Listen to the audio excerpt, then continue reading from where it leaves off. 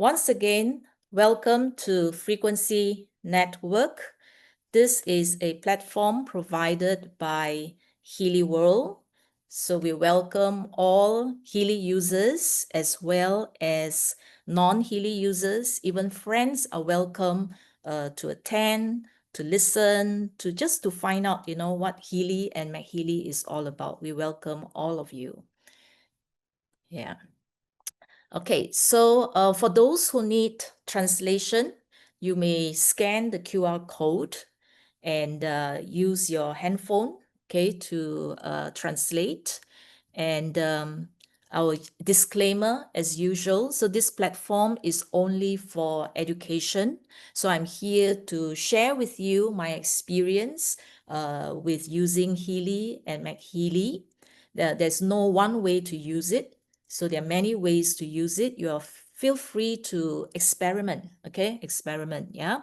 So although we are all confident with Healy and MagHealy, and I've heard so many wonderful, marvelous, amazing stories from those who use Healy and MagHealy, nonetheless, this is a gentle, friendly reminder that we should not forget that Healy and MagHealy is not a medical application.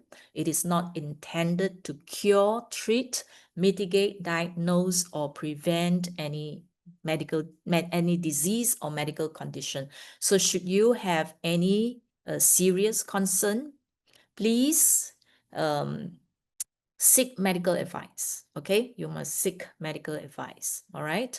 Okay, but we can use the Healy and MagHealy concurrently to support the body, to support the energetic field, yeah, so that you will be more responsive to medication and you can heal faster, you can heal better alongside with conventional medical treatments. For those who does not know me, if you're here for the first time, a very brief introduction of myself. I'm actually from Singapore, but currently in Malaysia. I'm Christi Wong. So since 2017, I started using bioresonance to do bioenergetic profiling. So I help individuals, families in their relationships, in their health, all right, as well as their career performance. So I'm also expanding towards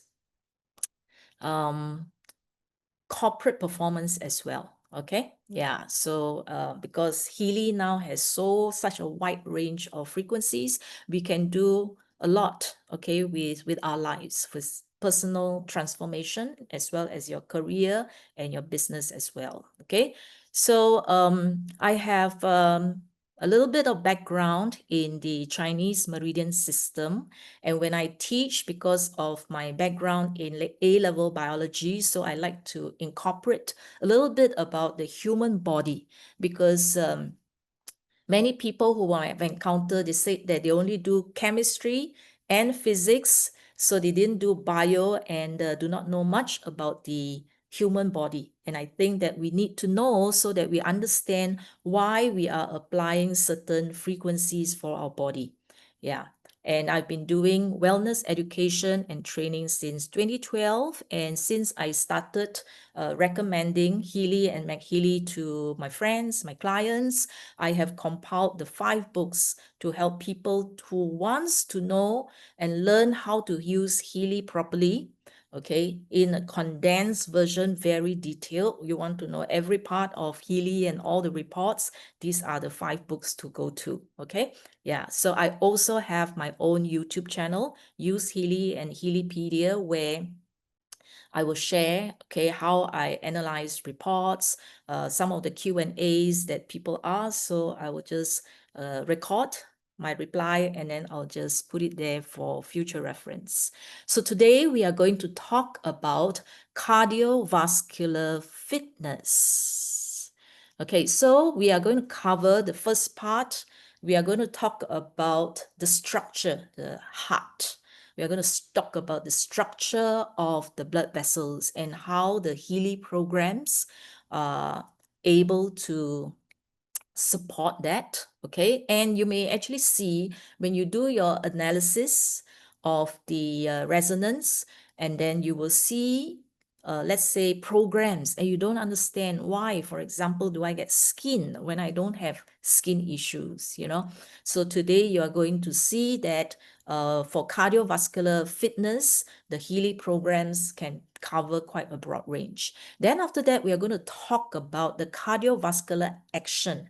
Action is talking about the pacemaker, the heart rate variability, and some of you may have gotten this when you do your resonance analysis. You may have gotten the Watch and the Watch DN program surfacing, and you may be wondering what is that. Okay, yeah, so that, and then finally, what are the MagHealy programs that are suitable for cardiovascular fitness? Okay, let's get started.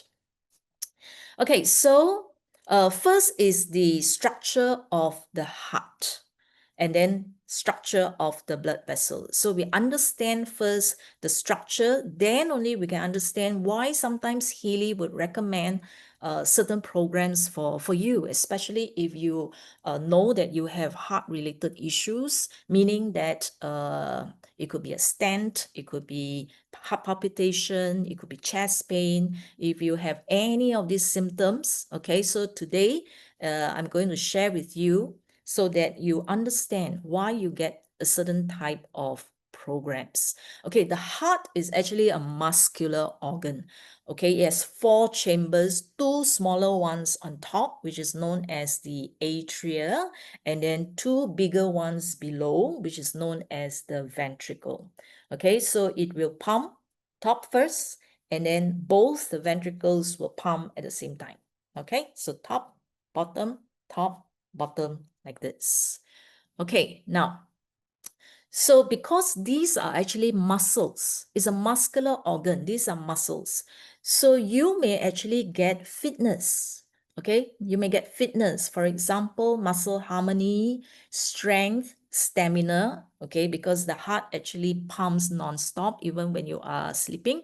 All right, so you may actually get fitness. All right, because of the muscles, you may actually get regeneration as well. Okay, so because of what? Muscles.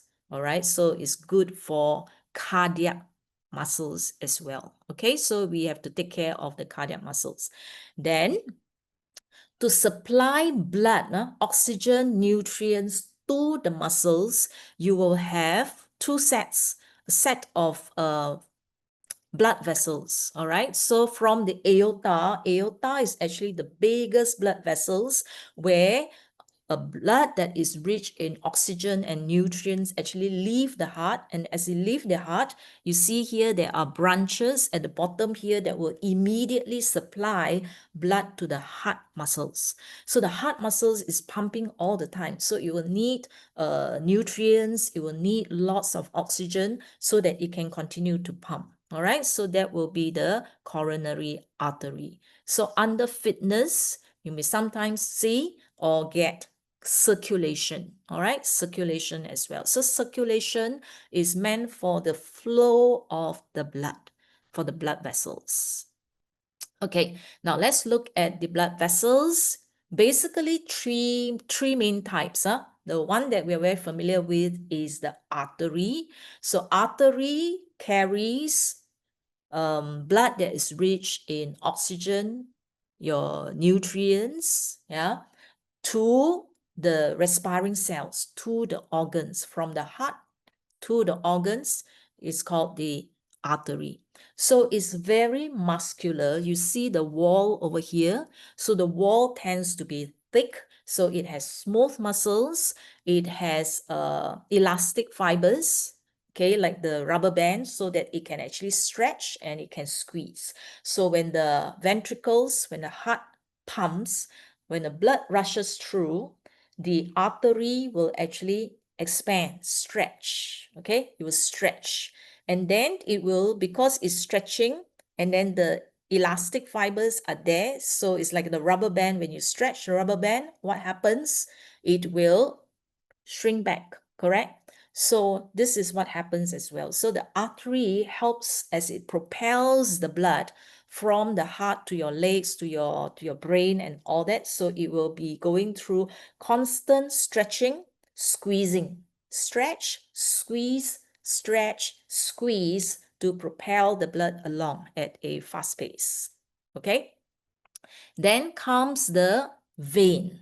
The vein will be returning the blood from the organs back to the heart, okay, and then to the lungs in order to remove the carbon dioxide. So veins are rich in carbon dioxide and waste, okay, either urea waste, carbon dioxide waste, etc. So you see here that the lumen tends to be big and then the wall is thin. So it is not very muscular. All right. So it has therefore need valves to actually direct the blood back to the heart. And then between artery and veins for exchange of substances will be the capillaries. Capillary has no wall at all. It's just one layer of cells where exchange of gases and nutrients, mineral ions takes place. Okay? Yeah. So when we talk about circulation, when you see programs that has to do with circulation, is usually referring to the blood vessels. Okay? Now, a closer look at the blood vessels is this. Okay, these are all arteries from the biggest aorta to other smaller arteries and then to the smallest one. You will see one common thing that is the wriggly line here, the wriggly line. Okay, this green line here. Okay, so this is like the rubber band that is folded. So when the blood vessel gets stretched, that green line becomes straightened. Okay, then it will help to bring the blood vessel and squeeze back to its original size. Okay, so it provides the squeezing action. Now, the orange layer in the middle here has smooth muscles. It has collagen, you know, like our face, right? Our face, okay, it has collagen below. And then what else? It also has the elastin below our skin, so it gives that bouncy feelings, okay? Yeah, so that is the reason why sometimes you may be given beauty, all right? Beauty skin, because skin does not just refer to our external skin, all right? Skin is very broad, okay? Skin include our respiratory lining, it includes our intestinal lining, it also includes the blood vessel as well, because the composition of the blood vessel wall is actually quite similar to our skin. Okay, so it requires collagen, it requires elastin, so you may get skin harmony. Okay, or you may get fitness, circulation. Okay, you may also get muscles, muscles, strength, stamina, all that. It is referring to the smooth muscles. Okay, this is also beneficial for the blood vessels. All right, so therefore, if you have heart-related issues and you keep getting skin, and you do not have any external rashes, skin problems, then you may want to suspect that it is referring to the internal skin. All right. Okay, now, why is it important to repair and have healthy blood vessel wall? Okay, because of the muscle and because of the elastin fibers. So the elastic fibers, you know, have you seen a rubber band where the elasticity is gone? Okay, if you leave it there for too long, it gets oxidized, it's hardened. When you pull it, right, it snaps. Okay, or sometimes, you know, certain clothings have the elastic band, and as after long usage, after 5 years, 10 years, you know, the elasticity is gone. Okay, so it becomes very loose. Okay, and then it cannot shrink, okay, or you cannot pull back to actually hold in place. It's actually quite loosened. So if the elastin and the collagen in the blood vessel wall break down or degenerate over time, Okay, so what happens is it will lose its elasticity. So this is what happens. So when the blood passes through, it exerts a pressure against the wall. Okay, so if you have elastic wall, it is going to stretch and then it's going to squeeze back to its original place. So it's like breathing, you know, stretch, contract, stretch, and then pull back, stretch, and then pull back. Okay, now if your blood vessel wall, the elastic fibers, the elastin is weakened, what's going to happen is after the stretching, it cannot stretch back. Okay, so if there are parts of the wall that are weakened, so you will see balloons like this. So part of it is straight, and then certain parts look like a little bloat balloon, and then after that it's straight again. Then some other parts is going to have a little balloon again because that part, the wall is stretched and it cannot pull back. Okay, so this is called what? This is actually called aneurysm. And it can happen anywhere in your body, anywhere in your body. Okay, now if it happens in the brain, you have brain aneurysm.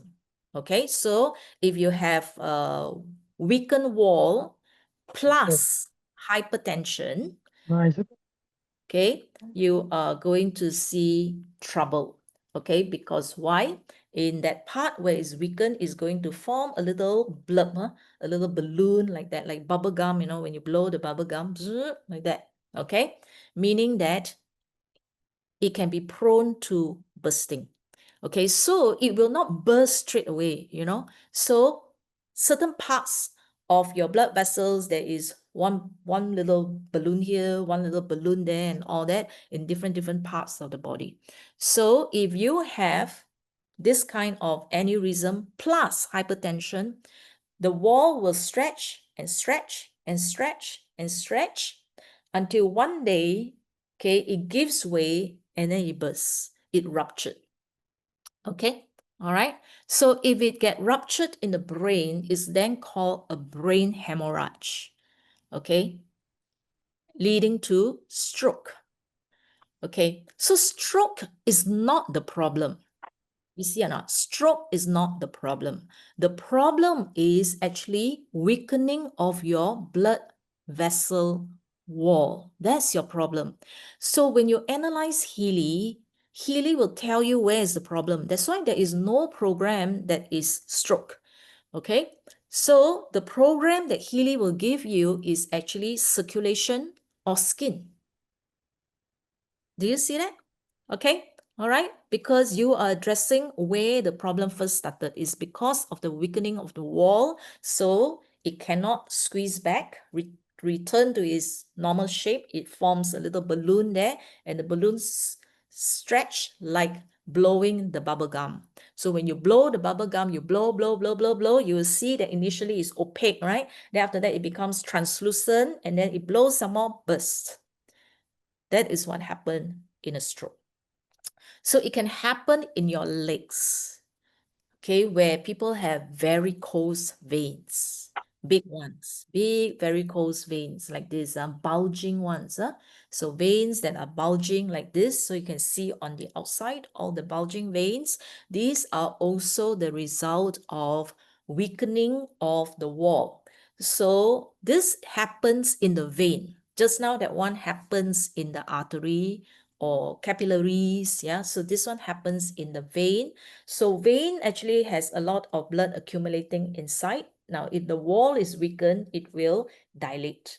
Okay, it will keep dilating. So the blood actually get accumulated inside and then push the veins wider and wider and wider and wider. Okay, causing all this bulge inside.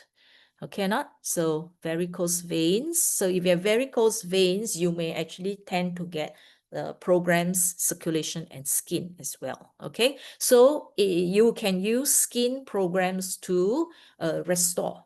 Okay, to restore, to strengthen the walls so that it will not keep bulging, but is able to squeeze it back. All right, with the help of the elastic fibers and collagen. Okay, so some varicose veins looks like this. Okay, yeah, bulging. Okay, now if you get meridians, connective tissue, circulation, lymphatic system, skin, yeah, so all this is going to help. Now, sometimes you may get, let's say, fatty degeneration.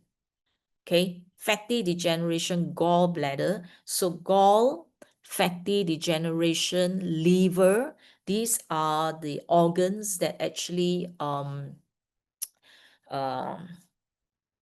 break down your fats. So sometimes you can be very skinny, you look very, very skinny, but why do you keep getting fatty degeneration?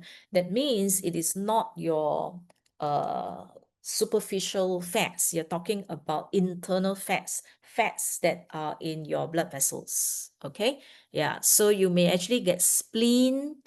Okay, stomach. What has it got to do with stomach? Because of the meridian, where the meridians are located. Okay, so if your varicose veins is along the leg, on the inner side of the leg, it is actually your kidney, your spleen, liver meridian. Okay, so that means the blockages of the bioenergy happens along this meridian, so therefore is not able to push the fluid and the blood along. Okay, because earlier some of the other lessons we talk about how the meridians is actually helping to propel blood circulation. Okay, now if it's on the back of your leg, the calf, all right, so if your varicose veins appear along the calf, that will be your bladder meridian. Okay, it is appearing in front of your legs, where the front of your knees, that will be the stomach meridian. If it's on the two sides of your body, the outer side of your body, that will be the gallbladder meridian. So you may actually get meridians like this for varicose veins. Okay, indicating of the blockage of energy there that is preventing the smooth flow of fluids. Okay, so you may get circulation, lymphatic system, you may get connective tissue. What's connective tissue? So when you talk about your smooth muscles, your collagen, okay, these are all connective tissue. Yeah, connective tissue. Okay, all right, now the veins, veins, because they do not have such a thick muscular wall, it actually cannot propel the blood. So it actually depends on your calf muscles over here to actually contract.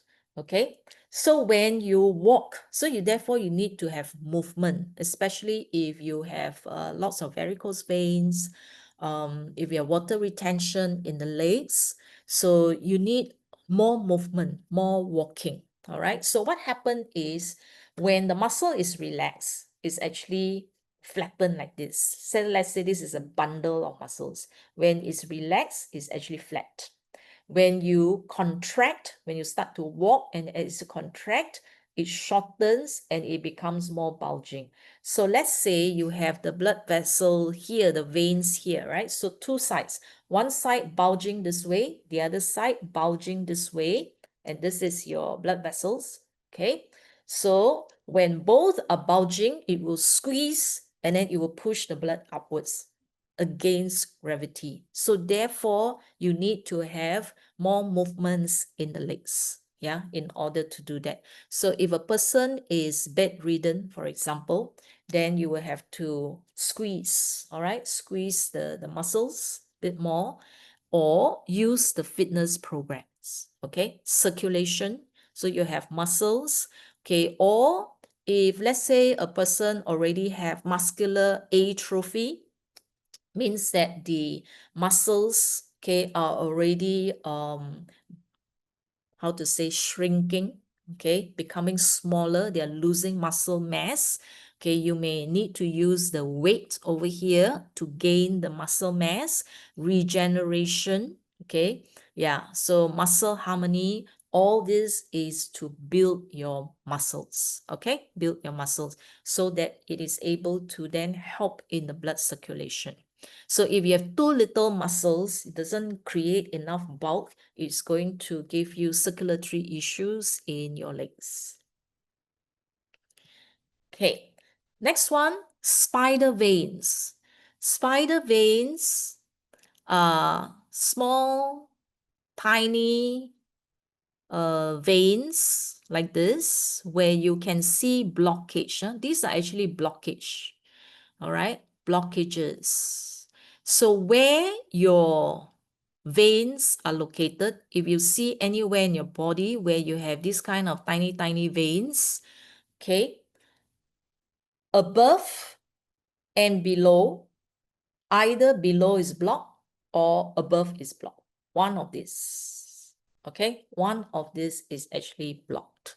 Okay, so what you can do is, let's say if it's located here, all right, if it's located here, you may want to massage, okay? Massage in order to remove the blockage below, and then if it's here, and then you do above as well. Because if it's coming back, okay, if it's blocked, okay, or if it's going up this way and if it's blocked, so it's going to create blood that cannot circulate very well and is going to slowly stretch your tiny little blood vessels here, making them very, very obvious like that.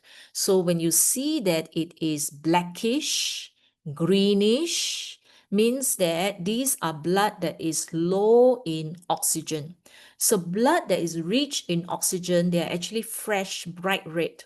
So when it's blackish, purplish, greenish, these are all blood that is low in oxygen. So therefore, these are all blood that is not circulating. They are all stuck here. Okay. So follow the meridian chart. Okay. If it's along your hands, then you may actually get meridians that are on the hands. For example, large intestine, small intestine, your heart, your lungs. Okay, so these are meridians on the hands. So if it's on the legs, then you will get the others that I mentioned earlier. Okay, yeah, so this is because of blockages of the meridians. So therefore, if meridians appear for you, then you will vibrate meridians. Okay, so now we are talking about the hardening. Just now is because of what? Just now is because of the elasticity. It's two different problems. That one is the natural breakdown of your collagen and elastin fibers. Okay, so it loses its flexibility, its ability to stretch and contract.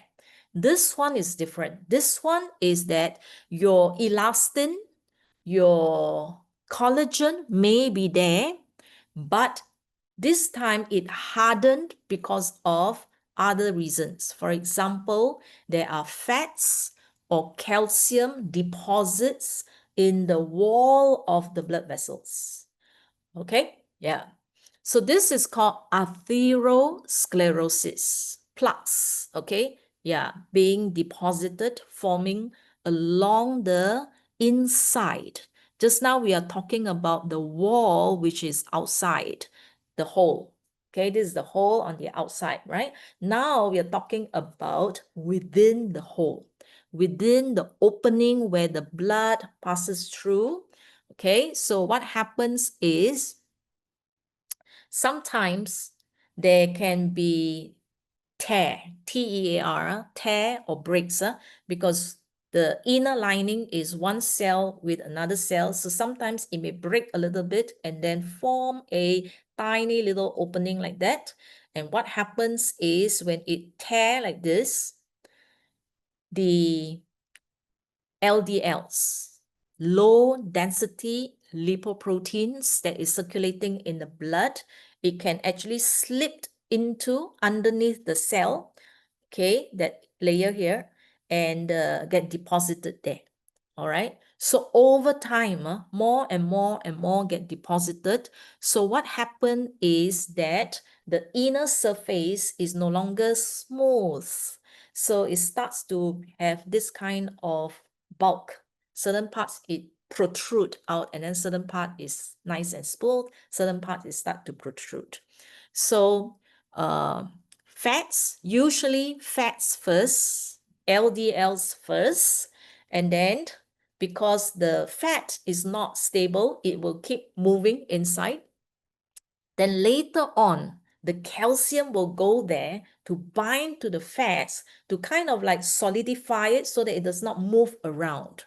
Okay, so fats, calcium starts to deposit on the inner side of the wall. Okay, so you have the muscle on the outside, and then fats, calcium starts to deposit inside. Okay, you get plaque, what you call plaque. So the calcium becomes hardened, it became like stones like that. So tiny crystals, stones, and all that can actually take place. So on the cross section, this is what you see. So just now we were talking about the wall here. All right. Now the wall here may be healthy with all the collagen and elastin, but because of damage to the lining, the inner lining, these LDLs, low density lipoproteins, went in. And then after that, the white stuff, the calcium went in to sort of like stabilize it so that it does not move around. And over time, it will also grow and protrude into the lumen. Okay, into the space where the blood flows.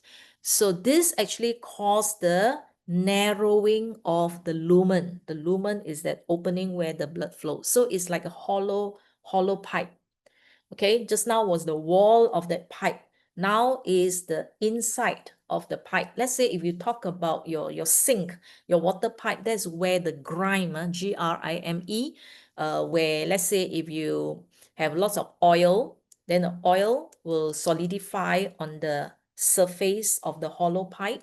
Okay, then after that, algae, bacteria will grow, and then that layer becomes thicker and thicker, forming that grime inside and cause the narrowing and then eventually choke your pipe.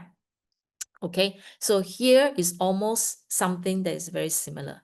Okay, now, okay, so the yellow part, that's the fatty tissues. The white part is the calcium. Now, I want to talk a little bit about calcium supplements because many of us actually do take calcium supplements for your bones. Okay, now when you buy your calcium supplements, how do you choose? Do you choose the one with 500 mg per pill, 1000 mg, 1002 mg? Which one? The more, the better. Okay. So, yeah. So certain people would think that the more, the better, right? That's value for money, isn't it? So I pay this amount, I get more calcium. Okay. So that's one thing. Now, the other type is single. That means it's calcium only. Or another type is where they give you calcium, vitamin D, and then it gives you magnesium, zinc, okay, combinations like this. Or do you get the blend where they give you calcium, magnesium, iron, copper, etc., maybe 10, 20 different minerals inside. So which one do you choose? The worst type to take is actually when it's single, just calcium or just calcium and vitamin D. Okay, this is the worst type. And if you choose the highest mg, that's even worse because what happens is this.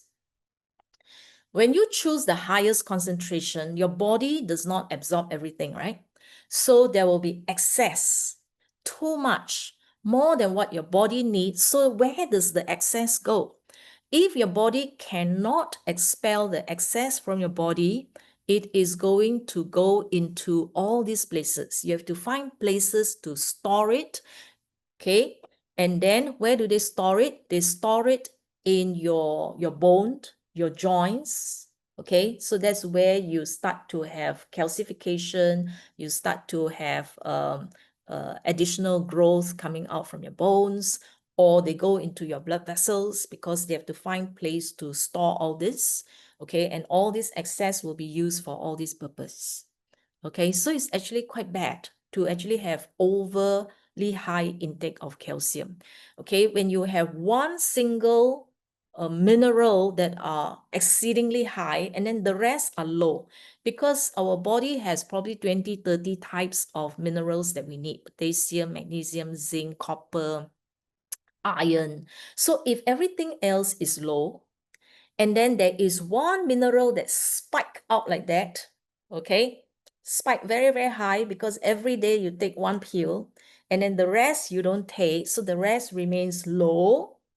One spike out like that, your body will only take in whatever the same as all the rest. So a lot is actually excess. So it doesn't mean that one that is suddenly high is actually no good. Okay, so blend. When you take a blend of 10, 20 types of minerals together, they are all either all high at the same time or all low at the same time. Okay, so a sudden spike like that means that one is excess. They cannot use because when they form, let's say bones and all that, now you need calcium, you need phosphorus, you need magnesium, you need zinc, you need copper, you need so many types of minerals at the same time. Okay, so mixtures, blends is what you need. Okay, all right, now, so atherosclerosis. Okay, so you look at this. If the blood vessels is nice and smooth on the inside, what happens is the water, like the river, right? If the river, the flow of the water is fast, you see the color of the water is very nice and clean. Okay, you do not have a lot of deposits. But if the water is sluggish, what happens is now it allows all these particles to actually starts to deposit, right? Yeah, so it will look yellowish and muddy and all that. So the same way with our blood vessels. So if the inner surface of the blood vessels is actually clean and smooth, the blood just flows very nicely.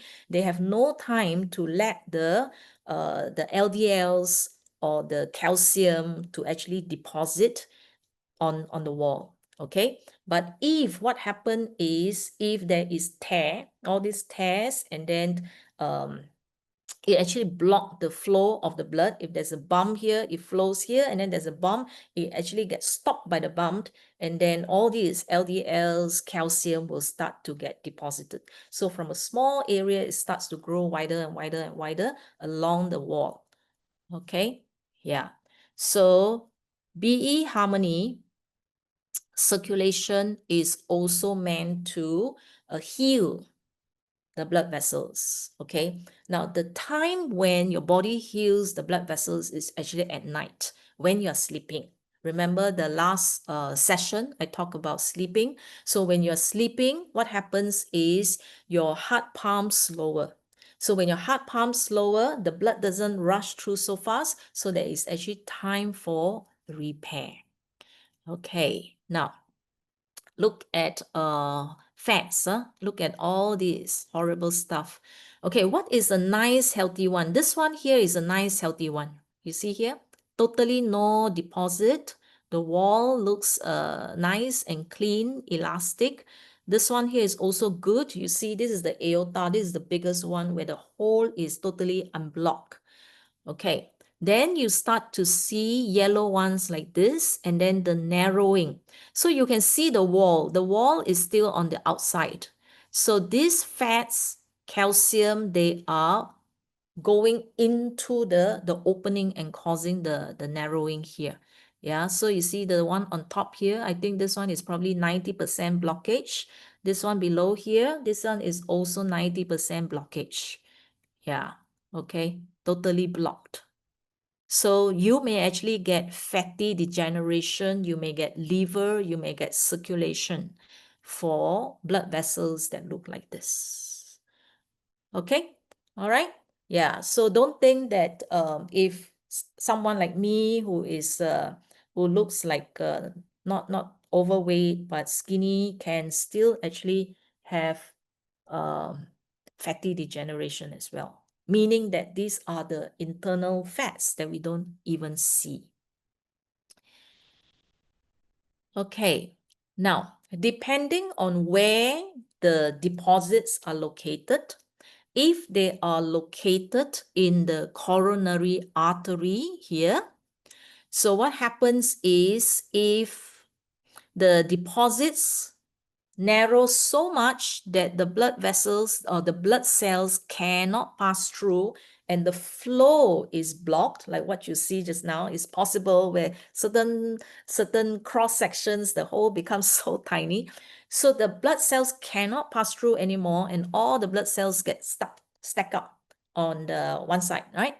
And the surrounding tissues will not get the oxygen and the nutrients. And what happened is within 4-5 minutes, the muscle fibers will actually die. So when they die, what happens is it's very difficult to regenerate the heart muscle cells once it dies, okay? So when it damage, it will cause irregular contraction. So initially, it's like the whole thing is going to contract. Ventricle is supposed to contract upwards like this, right? So when part of the muscles die, they don't contract. So it will, certain parts will move, and then the part that is not moving can cause the stretching, and then you will feel chest pain. Okay, you start to feel chest pain. So that is the sign that certain muscle fibers are dead, damaged, and therefore they're not moving anymore. And when the other parts of the hearts are pulling at it, so it gives you that pain. All right, so heart attack. It leads to heart attack. The scientific term is myocardial infarction. Okay, so depending on how much is the blockage, if it's very, very blocked, then you will do a bypass. Okay, because you cannot put a stent inside anymore, so they will do a bridge to bypass the blocked area. But if it can still, let's say 50-60% blockage, you can still stretch the wall by putting in a stent to actually stretch the wall. Now, stretching the wall also depends on whether your wall is healthy or not. If it's not healthy, if you stretch, then it will cause the ballooning as well. Okay, so either way is not good. Yeah. Okay, so now this kind of blockage, depending on where it happens, right? If it happens in your coronary artery, it leads to heart attack. If it happens in the brain, okay, where it narrows, and then sometimes there is a blood clot from somewhere else that break free and then suddenly got caught here, and therefore the blood cannot pass through. Sometimes it narrows so much that the blood cells, red blood cells, can no longer pass through. All these are blockages. So if it's a blockage, then it's called a brain ischemia. So this is an ischemic stroke. If it bursts, then it's a hemorrhagic stroke. Okay, so this type is called an ischemic stroke if it happens in here in the brain. So if it happens in the kidneys, if it happens in the eyes, it can cause blindness, etc. Okay, so all depends on where it takes place. Okay, so to heal, okay, to heal, let's say your heart muscles, to heal your blood vessels, all this. Okay, so you can use the bioenergetic vitalization. Okay, so what you do is this is a 6-week protocol. Okay, that means if you ever had atherosclerosis, stroke, heart attacks, okay, I would recommend that you do this one, this protocol, bioenergetic vitalization. The first week, you do regeneration 1 3 times in that week, Monday, Wednesday, Friday. This is all for priming. All right. Week 2, regeneration 2, 3 times a week, also for priming, activating certain types of stem cells. And week 3, again, regeneration 3, 3 times a week to prime certain stem cells. Okay, so somebody asked, what is this protocol for? Recovery from stroke, from heart attack, okay, or you have hardening of the blood vessels, or your blood vessels has ever burst before, okay, including, let's say, if you had the serious injury, accidents. So this is for the internal repair. Okay, then week 4, you will do epigenetic and stability, these two on Monday, and then you just follow. And then pineal gland and stability, cell and stability, cell is for all the cells. Then tissue and stability, all right, bone and stability, nerve stability, youth and stability, holistic and stability, all right? Okay, so you can follow this protocol for a complete body repair. All right. Okay. Yeah. So, so this will be for the full body. Okay. Now, the heart, how does a healthy heart look like? And the other one, a suffocated kind of heart. Yeah. So a healthy heart would also have, yes, 27 minutes, 38 seconds, 7 times, followed by 27 minutes for every program in the Healy 2 app for the protocol. Okay, so healthy heart, you also will have some of this fatty deposit. So this is actually normal, okay?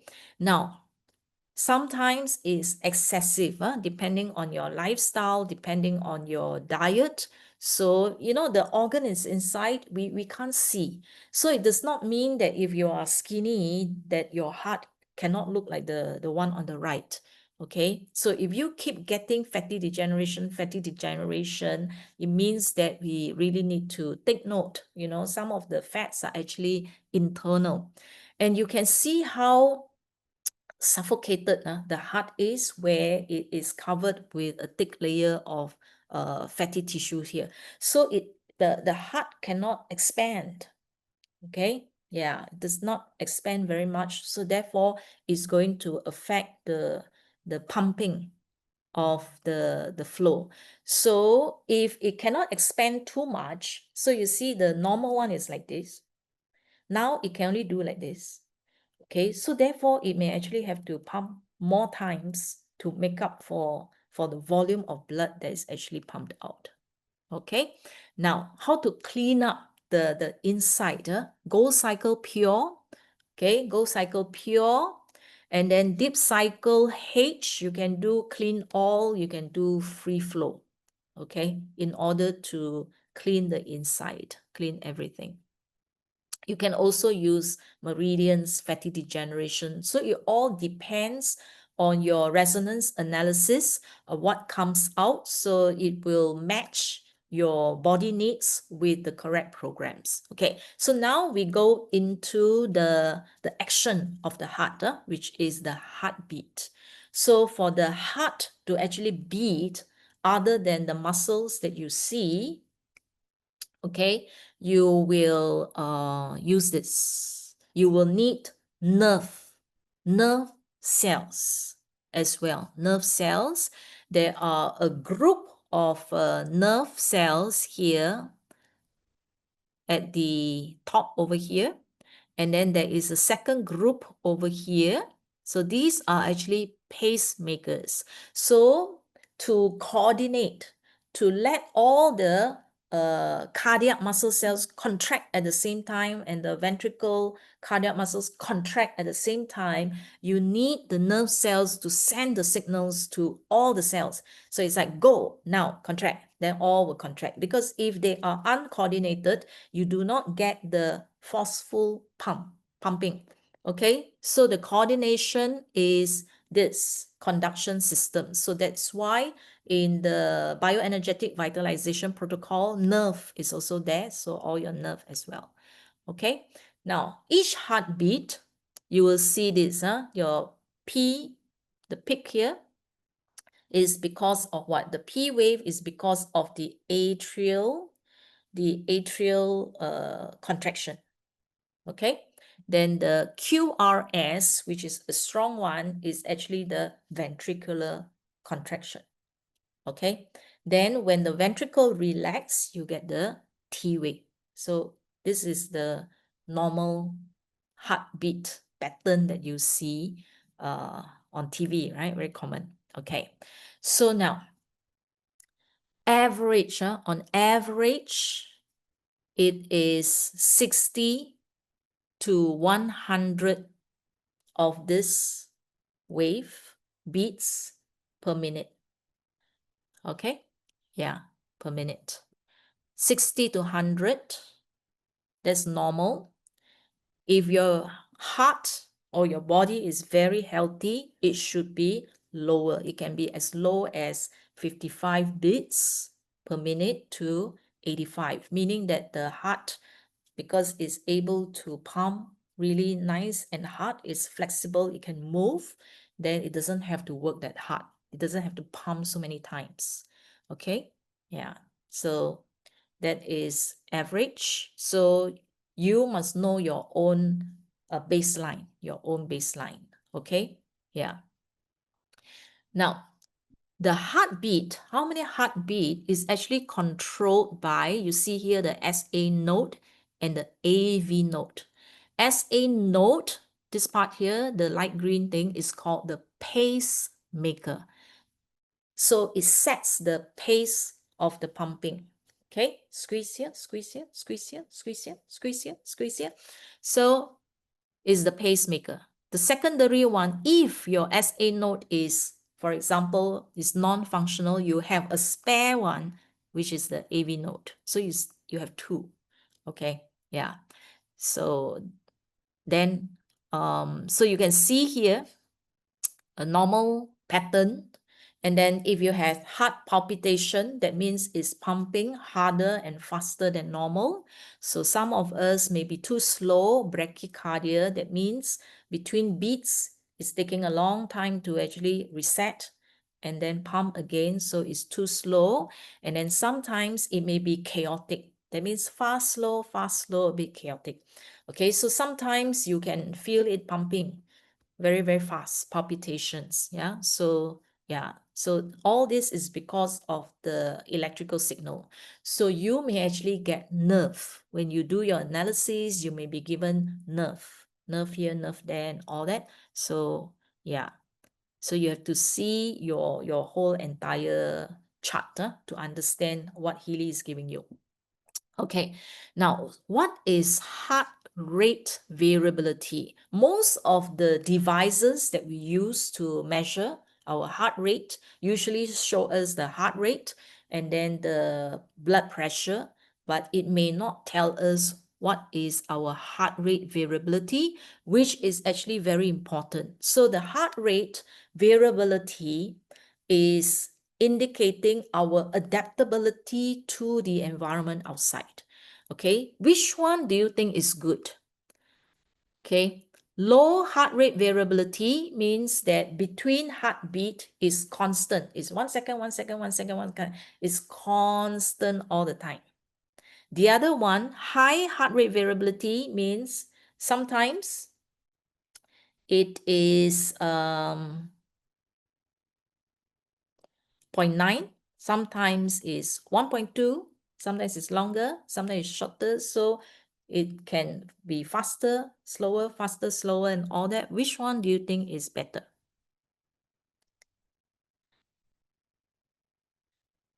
Okay, now at first, I thought the constant one is better. Actually, it's not. The constant one means that regardless of your environment, you're not responding. So sometimes you see, oh, a car coming, your heart needs to pump faster so that you can quickly, jump to the curb. Okay, yeah. So you need to be able to respond to signals coming from the environment.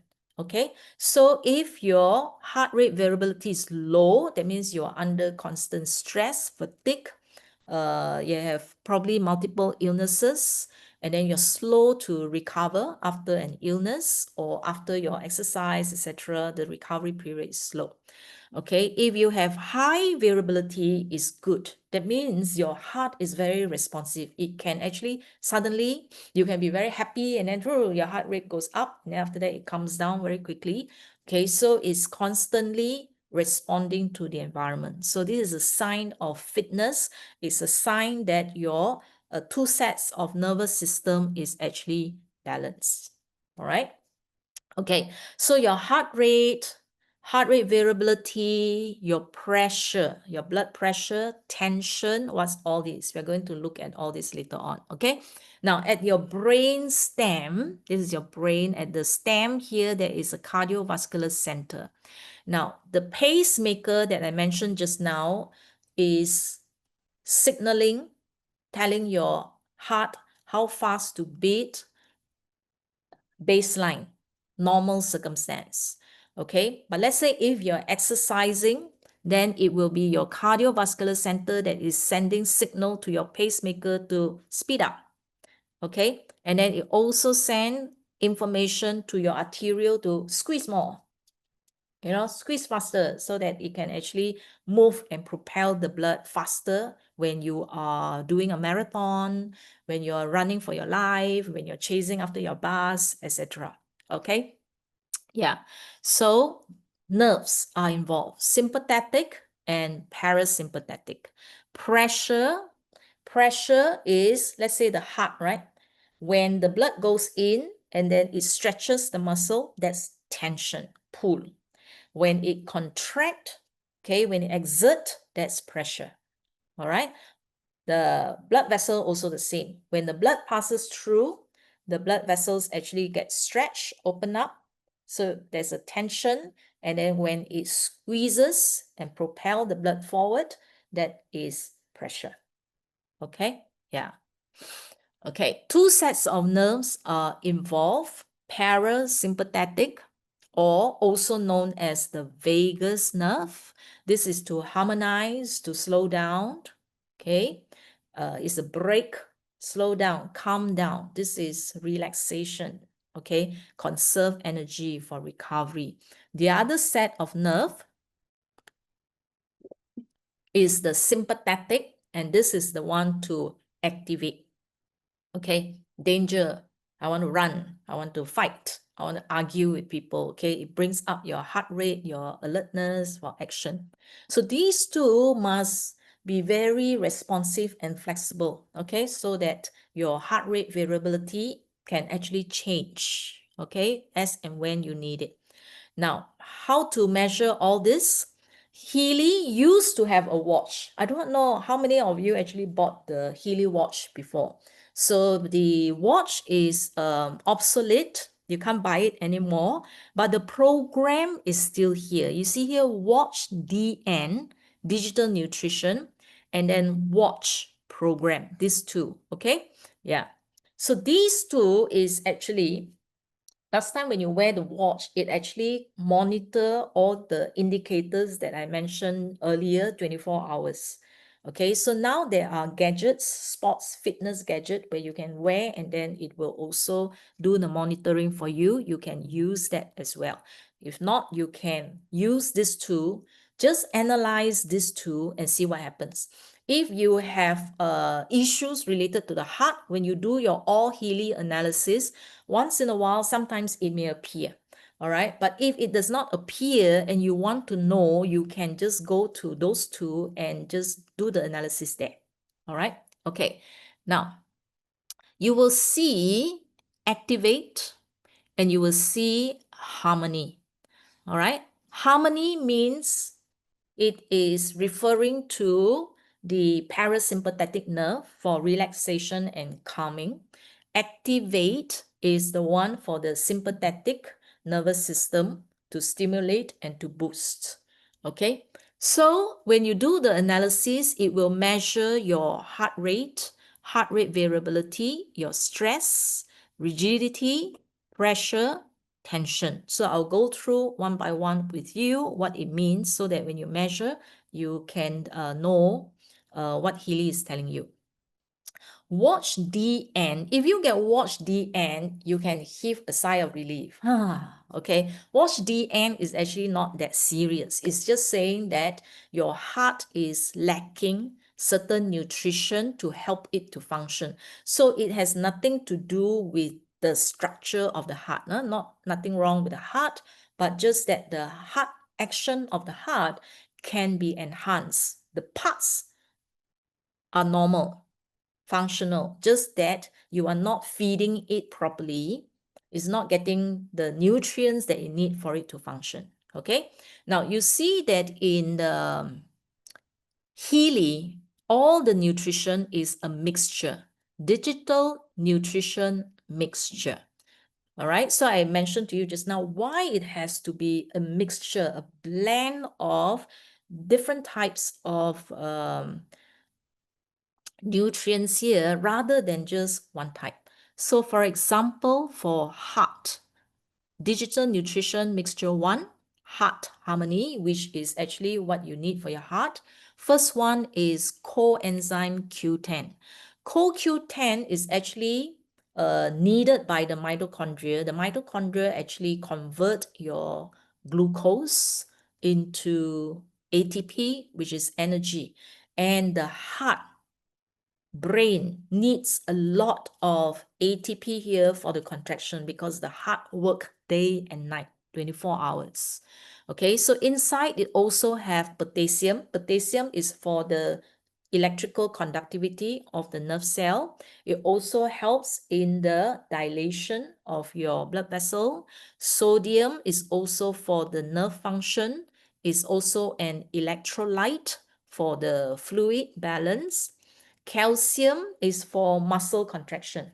Okay, it's for the function of the pacemaker for it to constantly send the signal for the heart to pump. So you need calcium. Phosphorus, you need it to make ATP energy and for the pH balance so that your blood will not be too acidic. Magnesium is for the muscle action as well, also for vasodilation to relax the muscle of your blood vessels. Molybdenum is for metabolic detox and is also for to reduce damage, oxidative damage, inflammatory damage to your blood vessels. Okay, yeah, so this one here, if you have any heart problems, whether it's coronary, heart attack, heart palpitation, any of these, you can use digital nutrition for heart. Now in digital nutrition 5, digital nutrition mix 5, for circulation. So for circulation, this will be more for your blood vessels. You see a lot of amino acids here, and then you see your vitamins and all that. Lysine is collagen. All right, so it's main ingredient, one of the main ingredient in collagen. So why do you need collagen? This is for the elasticity of your blood vessel. Okay, yeah, so it's different. You see that one for the heart function is very different from the blood vessels. Okay, so that's why you're given different nutrition. Okay, selenium, glutathione, flavonoids. Flavonoids are your anthocyanin, antioxidants. These are basically antioxidants. Glutathione is one of the key master antioxidant in the body. So this is anti-inflammation. Remember the wear and tear when there's damage, okay? So the damage usually is caused by free radicals, okay? Damaging the surfaces and all that. So the antioxidants is to reduce the inflammation, reduce the free radical damage so that you can actually repair. Yeah. Then you have magnesium, potassium. This is for the heart function. Vasodilation is to relax, especially if you have high blood pressure. Okay, so when it allows for vasodilation, relax a little bit so that it can accommodate the pressure. Okay, if the wall is too rigid, it cannot accommodate the pressure. That's how you get your high blood pressure. Ornithine, arginine, this is to make nitric oxide. Nitric oxide is for vasodilation. So this is actually to regulate and reduce your blood pressure for hypertension. All right. Then taurine, calcium, this is for the smooth muscle contraction. So this is to propel your blood, to move the blood along. Vitamin B12, iron. Iron is to make your blood, red blood cells. Okay. And therefore is for oxygen transportation. Okay. Yeah. Okay, so it's good for people who are anemic. Yeah, anemic, then you need that as well. Okay, food-wise, there are two types of colors, the greens and the red purple. So the greens are important because in the greens are nitrates. Just now I mentioned about nitric oxide, NO. So NO is very good for regulation of blood pressure. And then your chlorophylls have the magnesium, it has the iron. So iron is for your blood, red blood cells. Magnesium, all that is for your heart function, muscles, etc. Then you have the antioxidants, the reds, tomato, pepper, grapes, purple colors. Okay, so these are antioxidants, which is actually good for your heart. Right, so you can either use the digital nutrition mix or you can eat the right kind of food for your heart. Okay, now let's look at the indicators in Healy Watch analysis.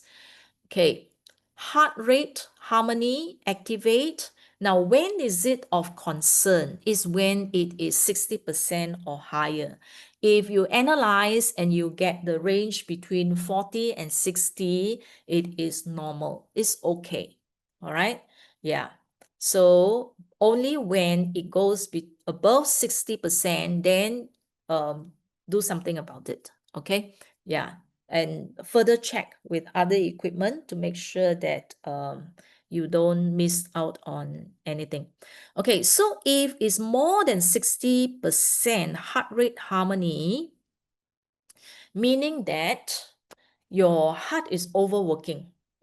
Okay, harmony is to activate your parasympathetic so that there will be more relaxation. So if heart rate harmony appear more than 60% means you need to actually relax a little bit. Okay, yeah, you're overworked and then need to bring down your heart rate a little bit. If you get heart rate activate, means that you need to, your heart needs to actually work a little bit more. So it's sluggish, it's slowing down. So therefore, heart rate activate means you need to make your heart pump faster. Okay, yeah.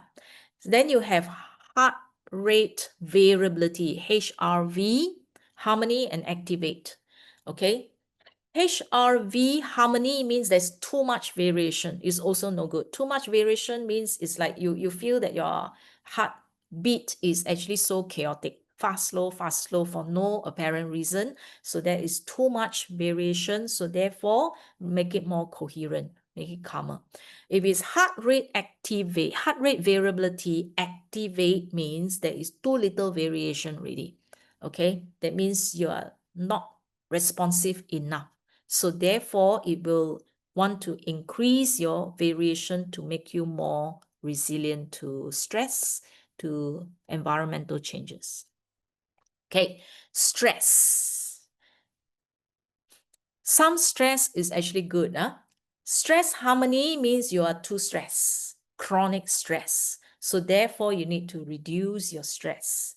Okay, you need to activate more of the parasympathetic. Stress activate means your heart is actually under stress. That means you probably hardly exercise. Okay, so some aerobic exercise is good because it actually helps your heart to actually move a little bit more. So you need to be more fired up.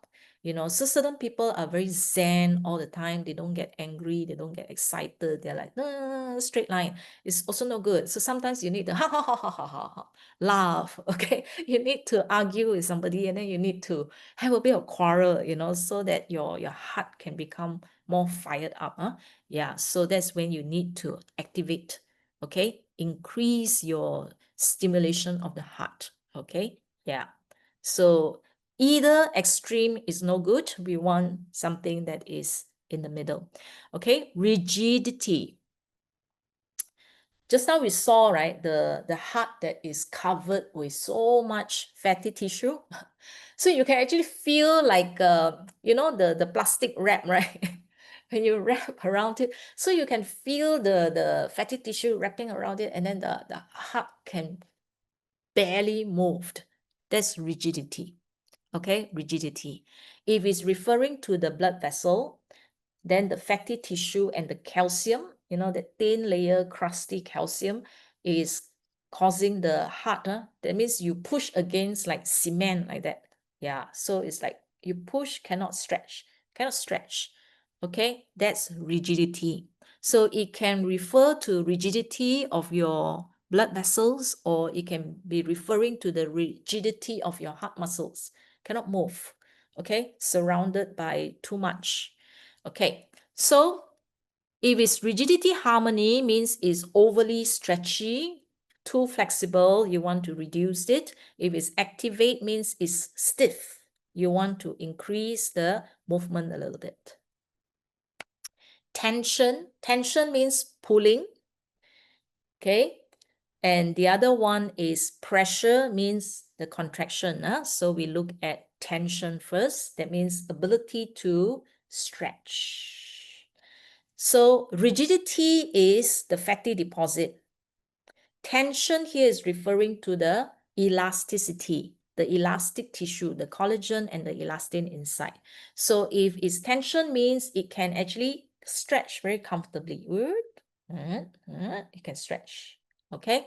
So tension harmony means is overly stretchy. It's not pulling back enough. Tension activate means it needs to be more stretchable. Okay, pressure means the contraction, referring to the smooth muscles here, whether or not it can actually squeeze back, squeeze back. Harmony means it is not contractile. Okay, less contractile. Okay, activate means it needs to be more contractile. Okay.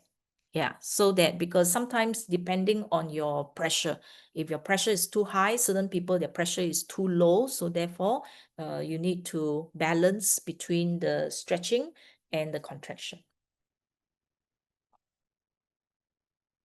Okay, so besides using the watch and watch DN to do the analysis, if you have long-term this kind of blood pressure or heart issues, it is better that you actually complement with either other fitness equipment that can monitor your indicators 24 hours. If not, get a proper equipment like this. Not those that you just put on the wrist and then measure. Those, some equipments are just not reliable. The reliable ones are those where you actually have the armband and then you measure it. Okay, so the measurement, your blood pressure, the highest blood pressure can sometimes be between 4 a.m. to 8 a.m. So in the morning, before you actually do anything, before your exercise, before you eat, before whatsoever, okay, take one reading.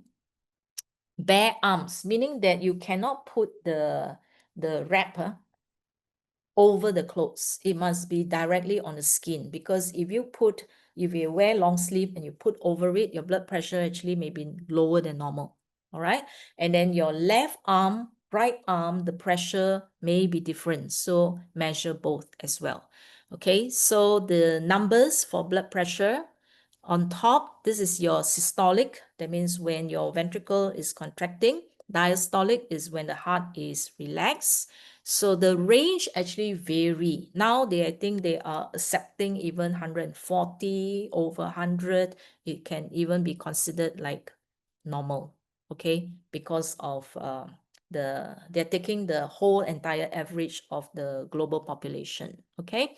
Yeah, but you have to know your own norm, okay? Yeah, because some of you, your blood pressure may be low, but you are not dizzy, you're fine. So it's okay. Yeah, so some of you, your blood pressure, your systolic, diastolic may be on the higher side, 140, but if you don't feel any discomfort, that could actually be your norm.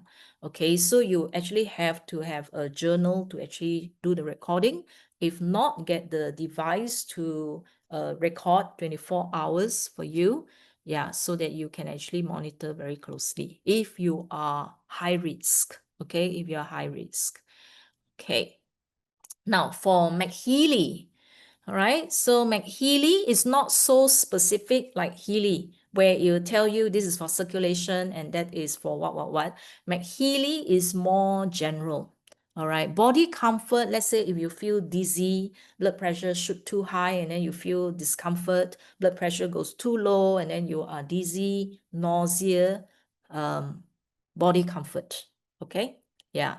Then soft tissue means other than your bone, your teeth, everything else is soft tissue. So you can use soft tissue.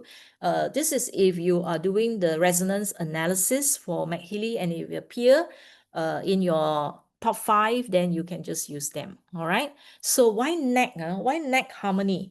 Because the brainstem is here, right? Just now the brainstem cardiovascular center is here. And then the nerve from here comes out from back of your neck here, actually goes to the heart. Okay, so if you have your cervical spine, bone degeneration and presses against your nerve that connects to the heart, you may find that when you move, bend or whatsoever, suddenly your heart will palpitate because it actually pinch against the nerve that connects to your heart and there is a sudden stimulation. Okay, so for that, it's not that something is wrong with the heart. It's not. It's actually something wrong with your neck. Your bone is actually resting and pinching on your nerve that is causing the heart to respond. Okay, sometimes you may get like after exercise. Okay, yeah, meaning that your heart indicators is all showing like you just had an exercise, although you haven't. It may actually come out as after exercise to help you to relax and calm down. You may actually get that as well. Yeah, the skin here, you may actually use the skin here for all kinds of skin. And then sleep is necessary because the repair of the heart, repair of your blood vessel takes place when you are sleeping. Then the brain here, brain, thalamus is all part of the regulation. And then nerve, vagus. So the two sets of nerve, one set of nerve is to speed up, vagus is to slow down, and then plus your emotions, your stress and everything. So you can use all this. Now kidney is to control the water because sometimes your blood pressure may be too high because too much fluid, too much salt. So the salt actually retain a lot of fluid in your blood. So you may want to do the kidney to actually remove some of the salt and some of the water for regulation of your blood pressure. Okay, detox also can be used to actually clean up the blood vessels. Okay, then under classic, cell harmony is for all the cells, regeneration, let's say muscles and all that for repair work. Then you have sleep again, the mood again. Okay, earth, earth is actually very good for the heart. When you use the earth program, you see the 7.83 hertz, 7.8 hertz, which is actually the Schumann frequency. The Schumann frequency is very good for the heart. So it synchronizes your heart rate, heart rhythm with that of the environment, okay, with that of Mother Earth. So it's good for your heart as well. Okay, so if you're constantly under a lot of stress, pressure, you can use pressure here. All right. Okay. All right. So that's how Healy, MagHealy, these two can actually complement together to give you the full set of programs. So you can see that the programs for heart is not just watch and watch the end. It's so much more. It's really, really so much more. So follow. So that's why when people ask me, it's like, okay, I have hypertension. What program should I use? If I have this, what program should I use?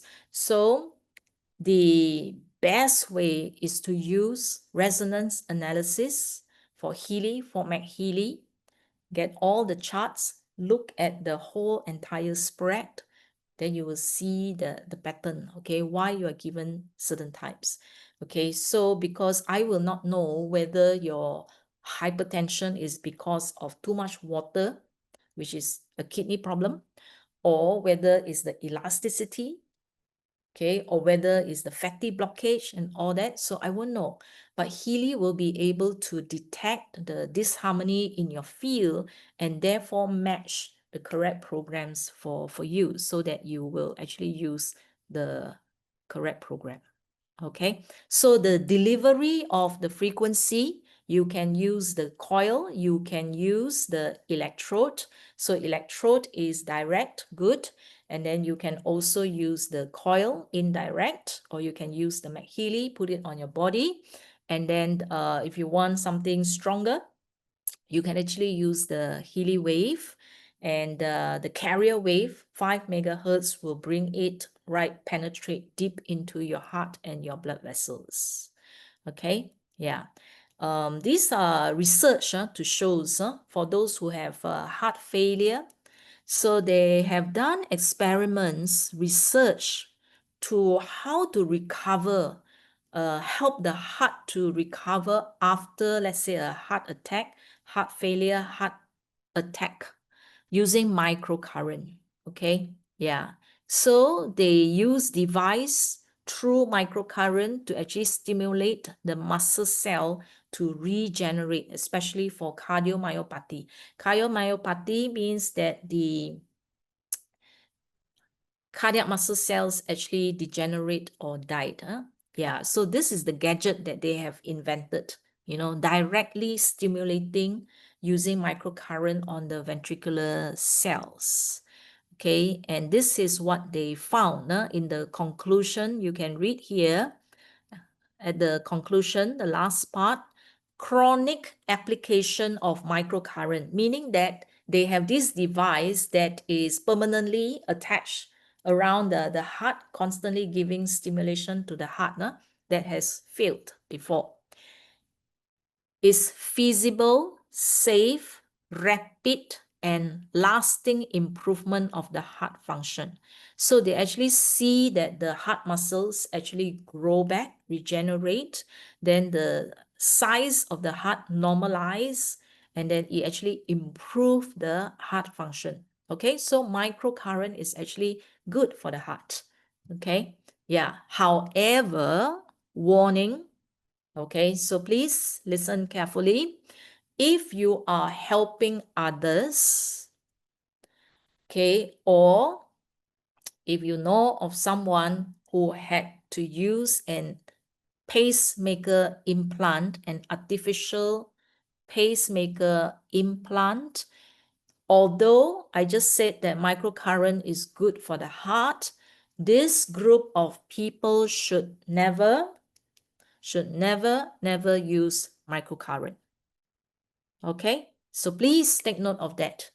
All right, if you are helping others, or first question that you must ask before you actually use microcurrent on them is whether or not they have an artificial pacemaker or they have any metals in their body. Okay, the reason is the microcurrent may actually interfere with the pulse generator. Okay, so yeah, you do not want anything unfortunate to happen to them. All right, so please be very careful with this. Okay, so we have come to the end. I hope that you have more insight on how to take care of your heart. So next week, Petra will be talking about mental health. Okay, emotional self-regulation. Next week, the recording for this session will go to Healy World Learning Hub YouTube. So you can go there and then you can watch the Zoom recording over there, and you can share the link with your friends as well for those who did not attend the session. And then I'll see you on October the 9th. Okay, this is about financial losses. Since the COVID, I've come across many people who either have business failure big financial losses. Some were scammed, okay, and after many years, they are still struggling, okay, with that. So on the 9th, we are going to talk about how to actually emotionally recover from that. Okay, yeah.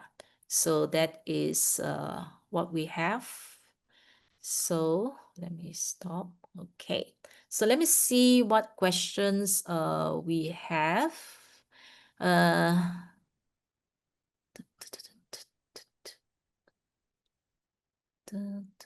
Heart surgery. What kind of heart surgery are you talking about?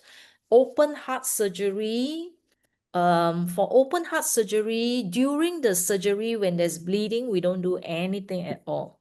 Okay, because any certain frequencies can promote blood circulation and therefore it may cause bleeding.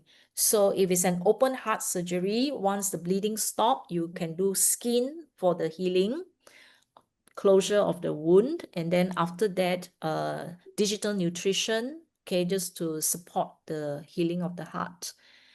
Okay, coil, bracelet, okay, I already mentioned that.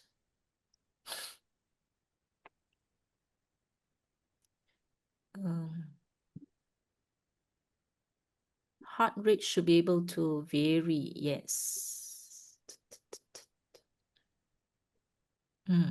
Yeah, if it's high and normal to you, okay, it's okay.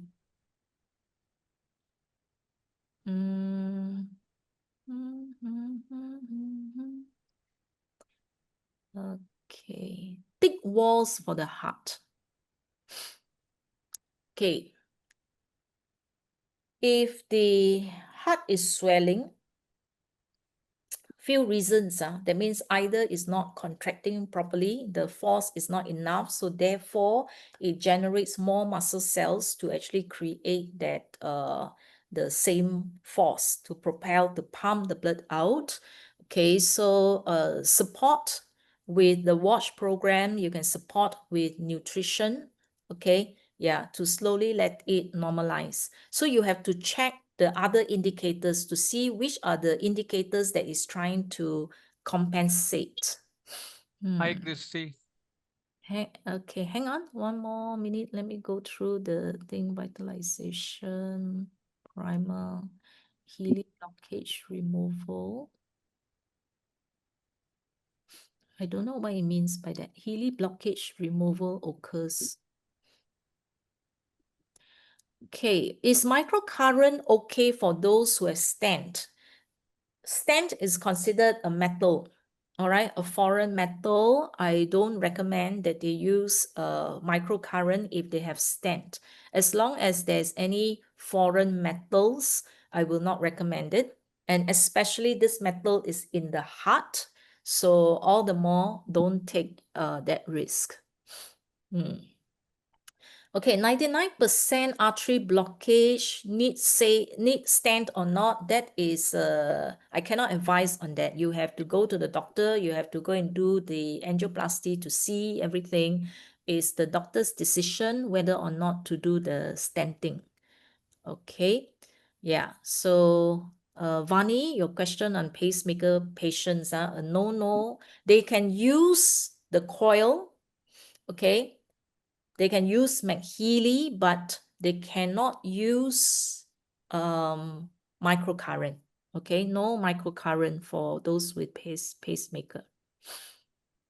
Okay, all right. Okay, so yeah, so let's come to those who raise your hand. Rajesh, yeah, Rajesh, you want to unmute your mic? Yes, Christi. Hi, how are you? Yeah, I'm good. Okay, hi. Yeah. Okay, good to listen to you, Christi. So a quick question. So normally when I mean I've seen people when they grow old, and if they've been diabetic for 10 or 20 years, there are doctors who would tell them that your heart is functioning at 40% or it's functioning only at 60%. So my question is, what happened to the remaining, let's say if it's functioning at 70%, what happened to the remaining 30%, right? What happened to those cells? Did those cells die? or what has happened to them? Why are they not functioning at, why is it not functioning at 100%? And the second question that I want to ask is, if someone is diabetic in the age of 25, 30, right, what can he do to prevent the damage caused by diabetes and to ensure that the heart is not affected at the age of 60 or 70? So Okay. what happened for people who went old and they've been told that your heart is not functioning fully? That's the first question. And second is how to prevent all of this damage. Okay. Yeah, because when the doctor said that the heart is not functioning 100%, 100%. I do not know what it means by that. Are they saying that that means when the ventricle pumps, okay, not all the blood is squeezed out. That means it only squeeze out 40 to 60%, and then the other half, remain in the heart. That means the squeezing is not efficient. Okay, I don't know. Or whether are they referring to the heart muscles, that only 40 to 60% of the heart muscles are actually functioning, the rest are not functioning. So I have no idea. All right. Now, assuming that is not functioning efficiently, if it's the function, the squeezing, you can always increase the function of the muscles, the contractibility, the ability to stretch, and the ability to actually contract and exert the pressure that you see just now that I shared. So all this either through nutrition, through regeneration. So you saw just now that if this person doesn't have any metals, you can actually use microcurrent, okay, which is actually good in the regeneration of heart cells. Okay, now, so the body is dynamic, it's not permanent. So what people used to think before, that once your heart cells die, that means it's permanently dead, but now you know that that's not the case. Okay, so yeah, so in terms of heart function, it takes time. You have to give time for the internal recovery to take place. So you have to use the Healy resonance to analysis to actually find out what exactly are the issues related to the heart not functioning properly. So is it the blockage of the meridian? So sometimes meridian may appear and then you see heart meridian Recording in appearing. progress. Okay. What's that?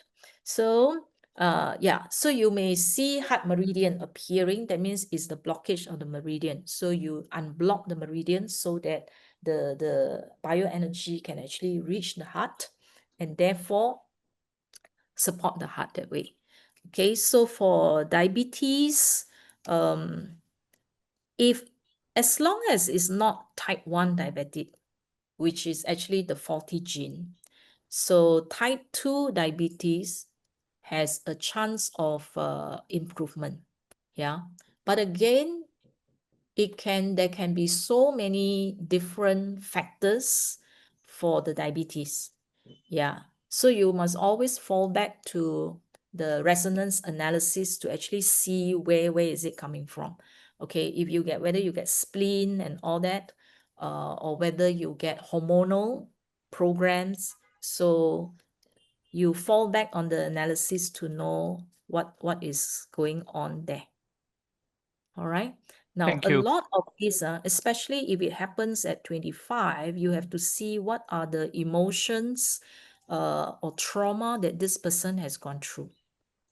Okay, Okay. because like diabetes, heart is stress.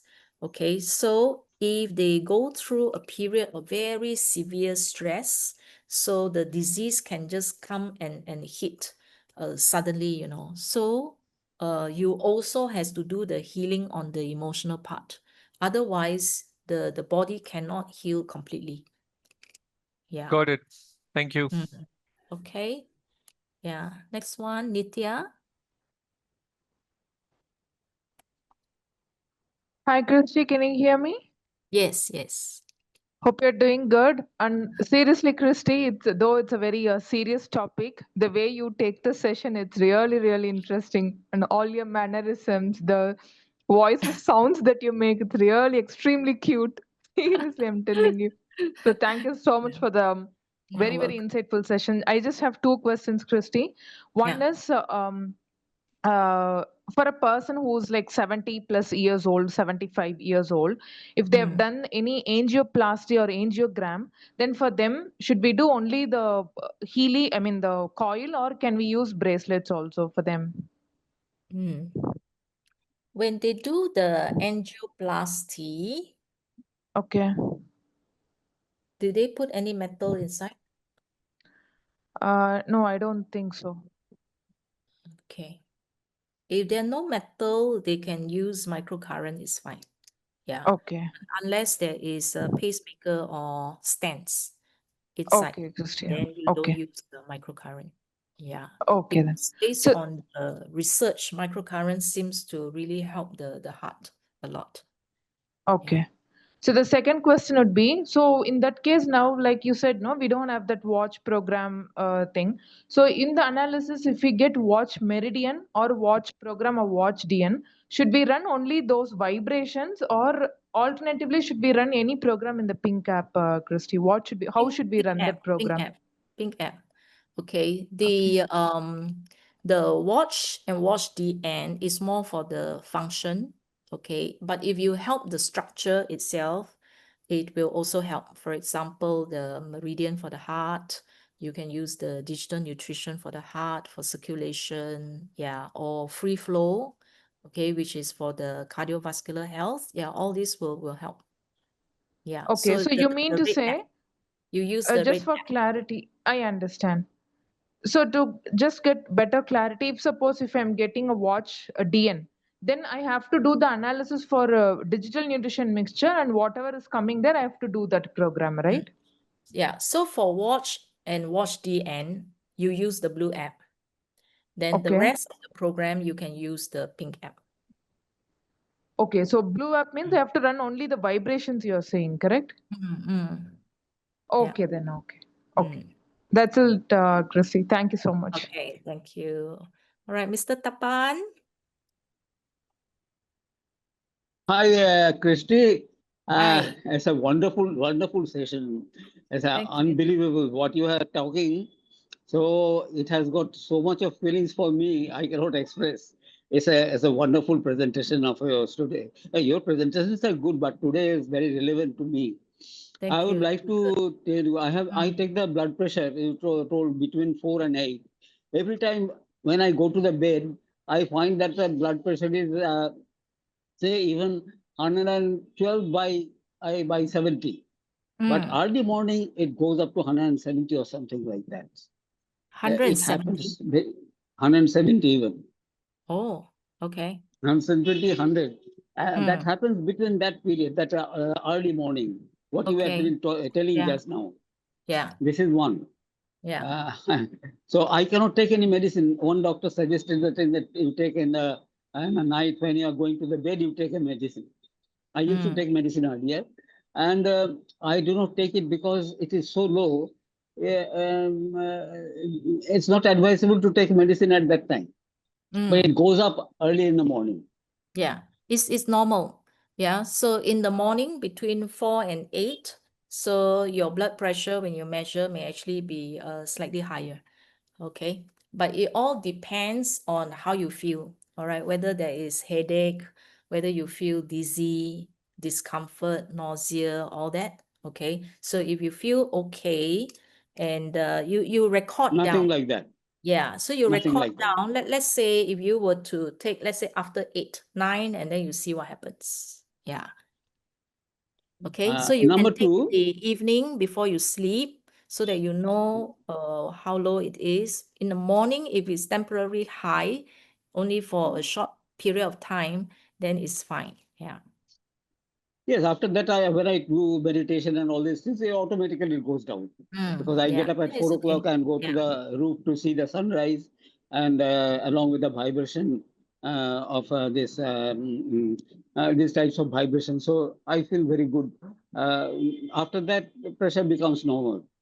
But during this period, it goes up. And the other question is, you may be remembering, I am 84 years old, suffering from prostate cancer. And operations and all these things have been done. I have got wonderful results in cancer. I'm not bothered about it. I'm feeling very good. But my present problem is my muscle loss. Actually, it started at the beginning of the year when it was detected. And during this period, I lost about 10 kg of weight.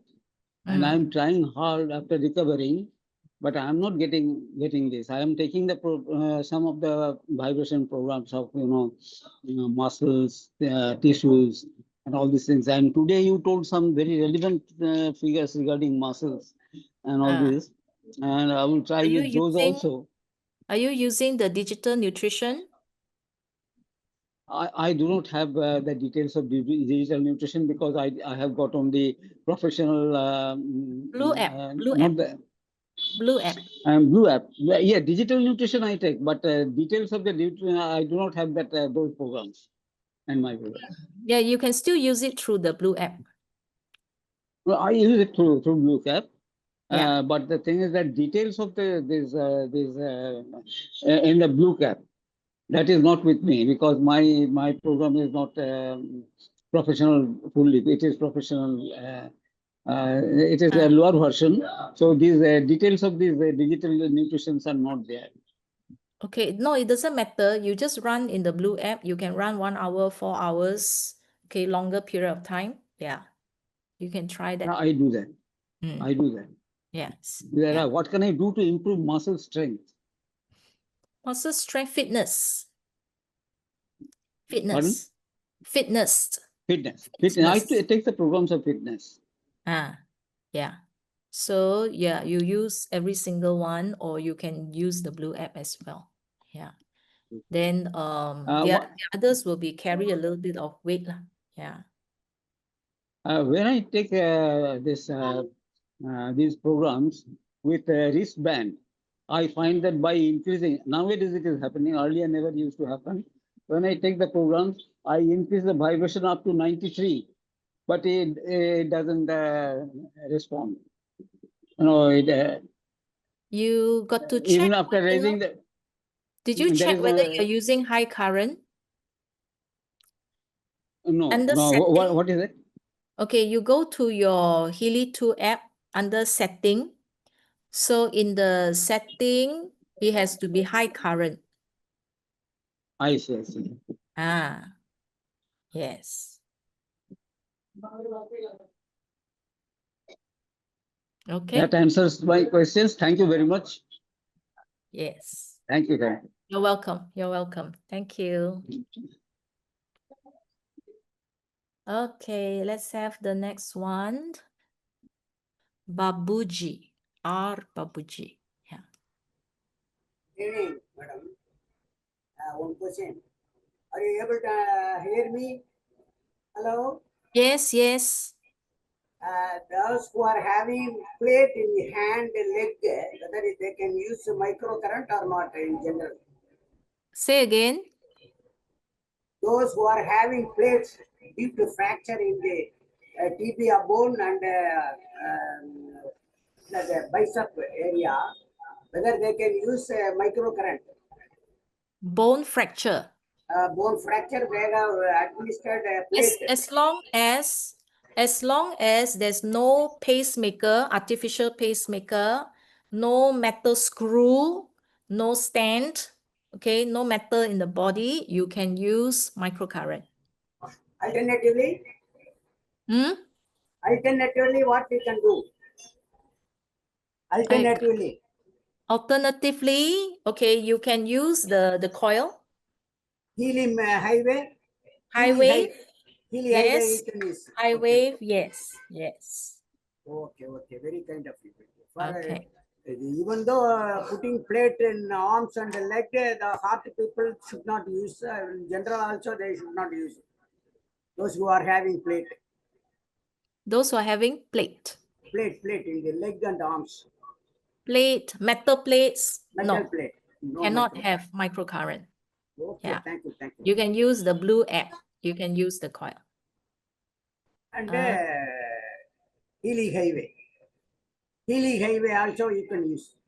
Yes. Thank you. Yeah.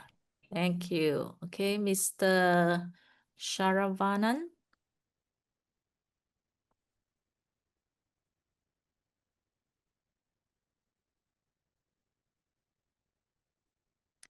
For the high wave, because it's a combination of the bracelet, okay, electrodes and all that, start with low percentage. As long as the white light is blinking, is good enough.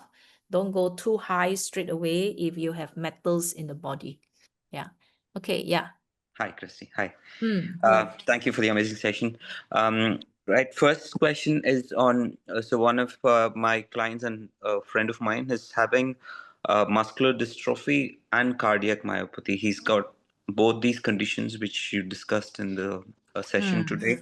So I think he has this condition for the almost past 10 years or more. So it's even hard for him to walk properly, right? Because of the muscle wastage. So what would be the best way to support him? What programs are best recommended for both these conditions? Bioenergetic vitalization. Okay. Yeah, because they need a full body renewal. Okay. Yeah. So just now the 6-week protocol. Okay, do the 6-week protocol.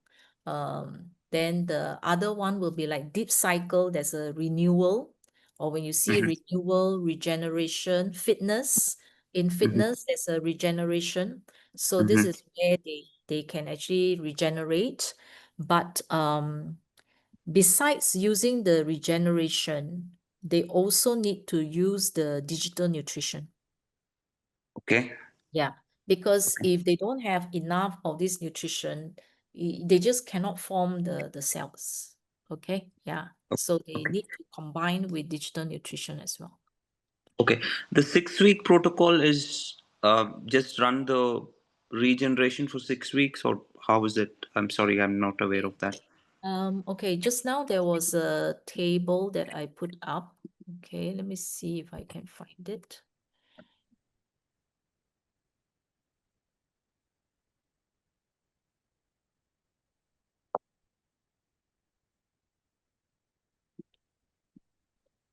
Okay, for cases like this, they actually need more.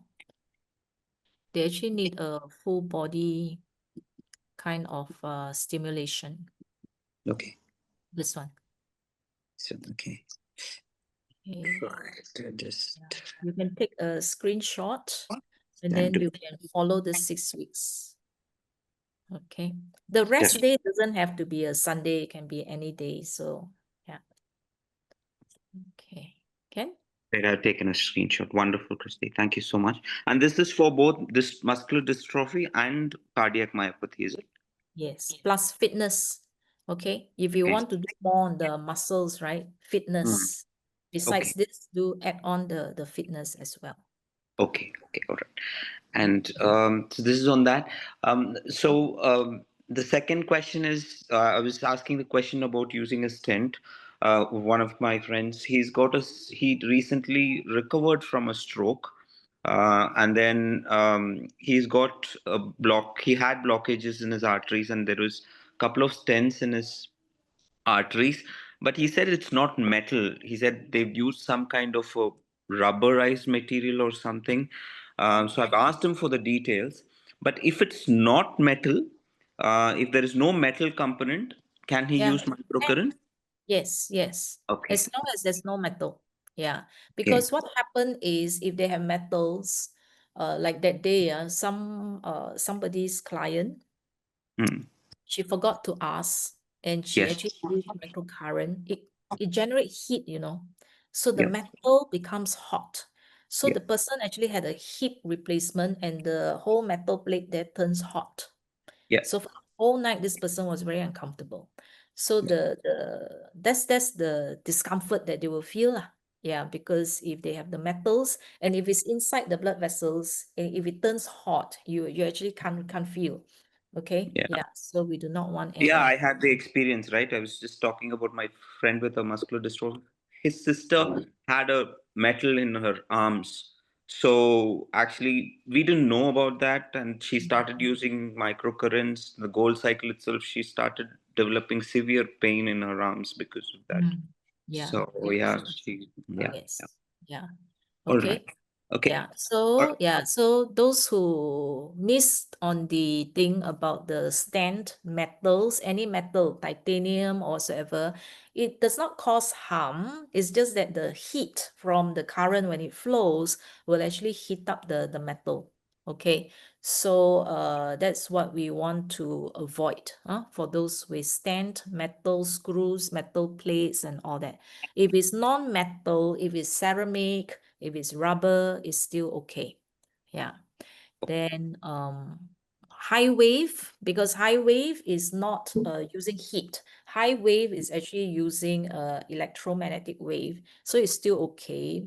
But if you want to be on the cautious side, then you just use the percentage the moment you see the white light blinking. Then yeah, so use that until the person feels good, and then if you want to increase from there, then you increase after that. Okay. Yeah. Okay. Thank you, Christi. Thank you.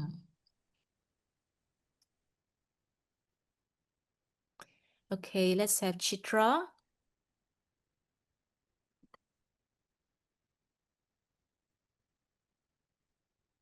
Yes, I can speak. Yeah, Can okay. you hear me? Who goes first? Okay, Chitra. Yeah, you can. Yes, Yeah. can hear you. I was desperately waiting for this session, Christi. Thank you. Actually, Christi, I'm a patient of congenital heart disease. Congenital heart disease. Okay. Yeah. Tetralogy of Fallot. I was operated for it and I was fine. And also surgery of pulmonary heart valve replacement. Pulmonary Valve replacement. valve replacement. Wow. Okay. This is not the metal, it's the bioprosthetic thing. Prosthetic valve. Yeah. Okay. Now I have few doubts or a couple of questions. In case of like when you're taking blood thinners. When you're taking what? Medicines or blood thinners. Blood thinners. Okay, blood thinners. Okay.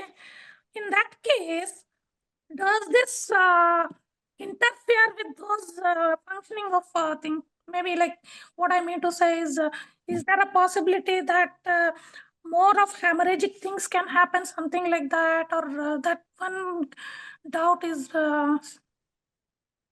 okay. Not clear for me. All right. When you use blood thinners, it should not interfere. All right. Just make sure that there's no bleeding, because if there's bleeding, the blood flow and all that. Otherwise, it should be okay. Yeah. Okay. Because we are not interfering with the blood. We are only cleaning up the blood vessels. Okay. Yeah. When you do the fatty degeneration, you're working on the cleaning up the clogging and all that. So over time, okay, because when you do follow-up visits with the doctor, then if they find that your blood flow is now okay, then it's fine. But sometimes blood thinning has nothing to do with the blood vessel. It's just either you have too many blood cells, yeah, or the liquid is too little, too high resistance and all that. So yeah, it has nothing to do with the heart or the blood vessels. Yeah. Yeah. But usually what happens is, in case of this blood thinners, if slightest hit on a body or something, there will be bleeding. So that's why all the more you have to strengthen your blood vessel wall. Okay. So if you hit something and then you get blue-black, it means that your blood vessel wall is actually fragile. So strengthening your blood vessel wall is actually good for you.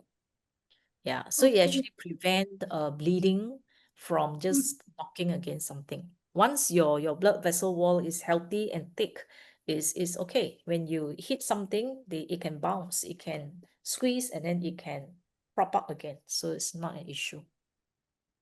Okay. And in case of this cell harmony, I mean cellular regeneration or something, the valve which is replaced is a animal cell, right? Okay, bioprosthetic, it's an animal cell. So how does the vibrations work on a human cell and a combination of human cell and an animal cell? How does it work, or how does it make a difference that, no, I don't want my valve to be too degenerate fast. So what can I do? Because how does it pick that? Overall, heart has a different cell, and just one part of it is an animal cell. So how does it, I just want to have a deeper understanding of it. Okay, I understand your concern. This is also something new for me. Because when you use frequency, right, between human, animal, there's distinction. Specific cell types, there is distinction because it's very, very specific, the frequency. But then there's also similarity, like mammals, for programs for animals. So there are people who use the human programs for their dogs, cats, and all that, and it also works for them. So for your question here, I'm not too sure. Okay, I'm not too sure.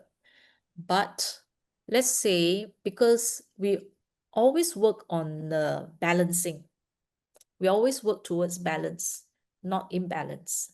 So I do not see a bad consequence or side effects on your artificial valve.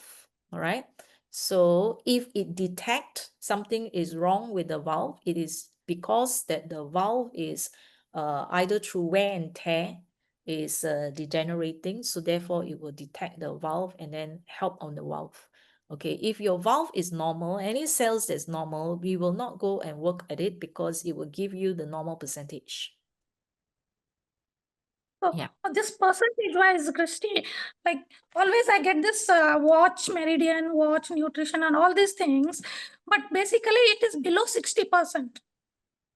Yeah, that means it's fine. Yeah, so you are just doing maintenance work, that's all. It's not something of concern if it's within 40 to 60.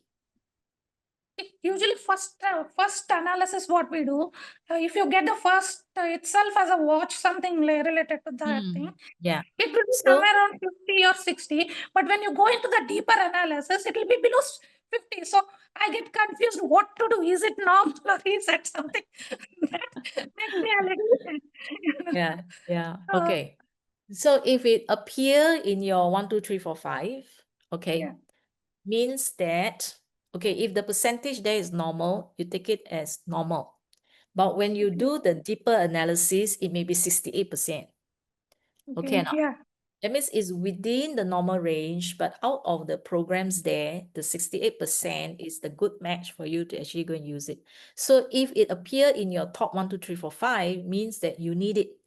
And then when you go into the deeper analysis, you choose the one that is 60% or higher to go do deeper work on that. Yeah. Okay. As long as the first top 5 is normal, is fine. Okay, I get always below 60.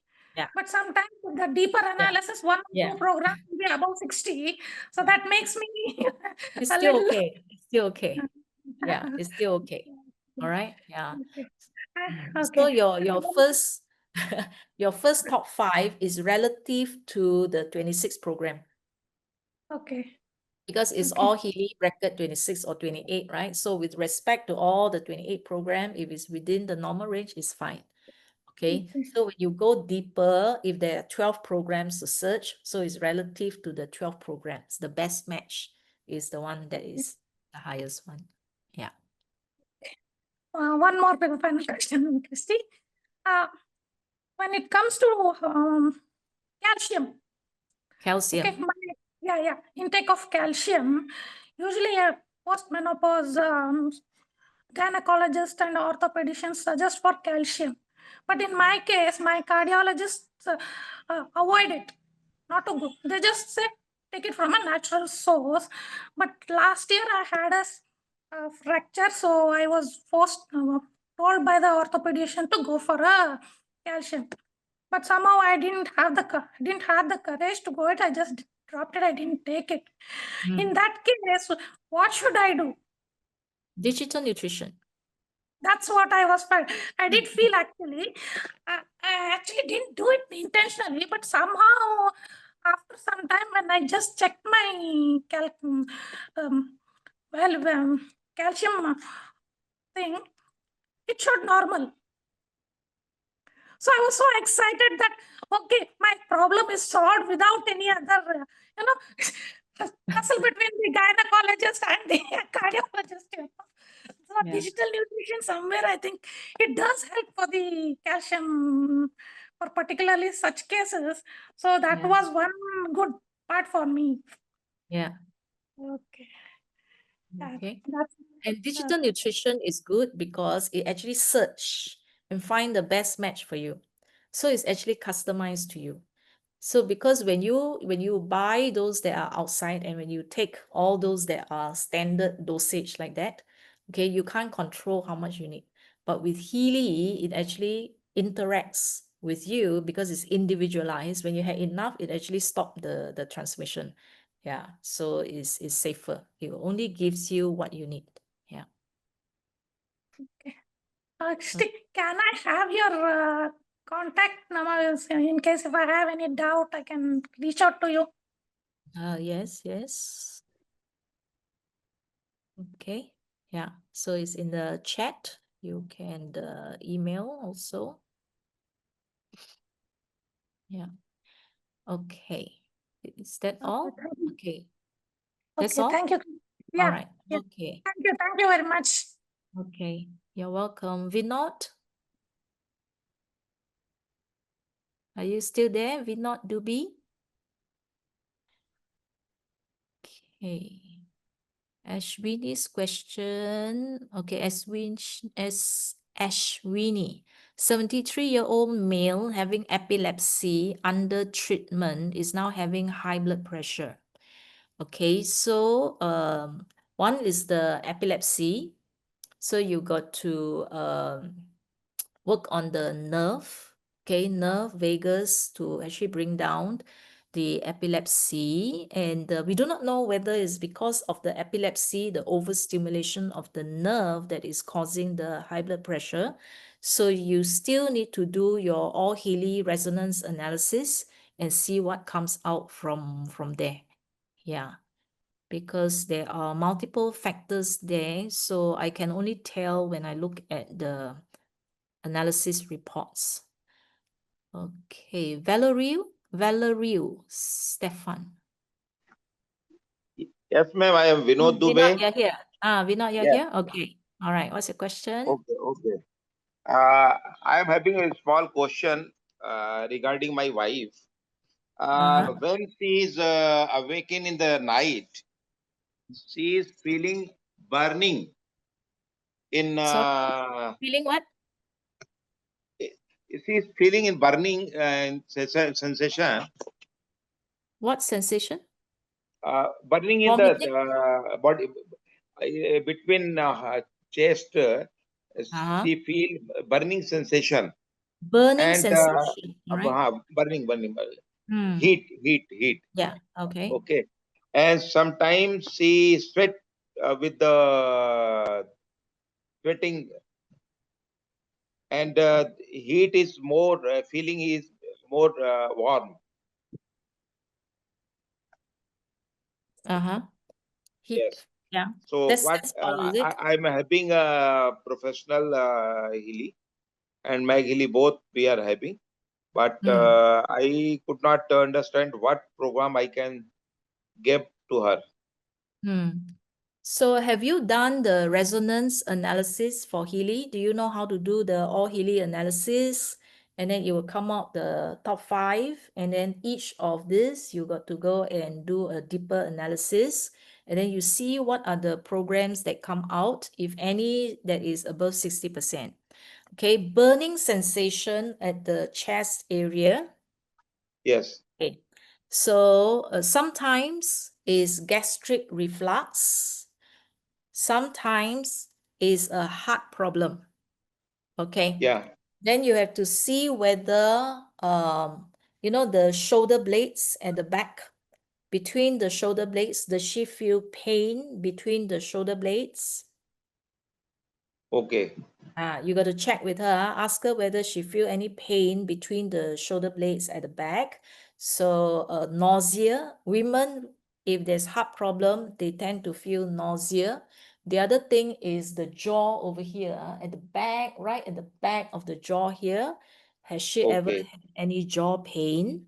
And then at the neck, at the cross section between the shoulder and the neck, either the neck muscles here is stiff and pain around here, and then pain in the neck. So that is indicating a heart problem. Okay. Okay. So if you use the Healy, you see whether any of numbing sensation along the arm. Does she Okay. feel numbness Yes. along here? Sometimes she feel. Okay. So that is actually the blockage of the heart meridian.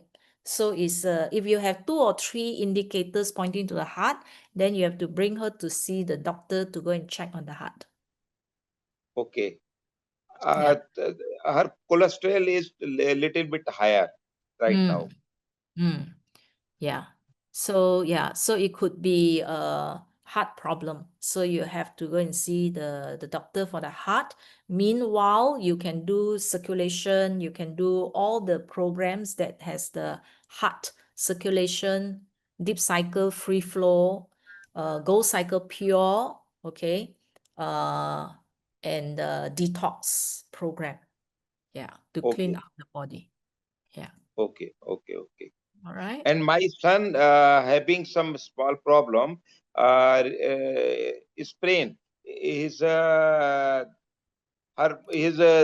foot was he's driving a scooty, and when he's coming from the turning and little bit turn, and that's why the foot of the right leg was having some little bit of pain.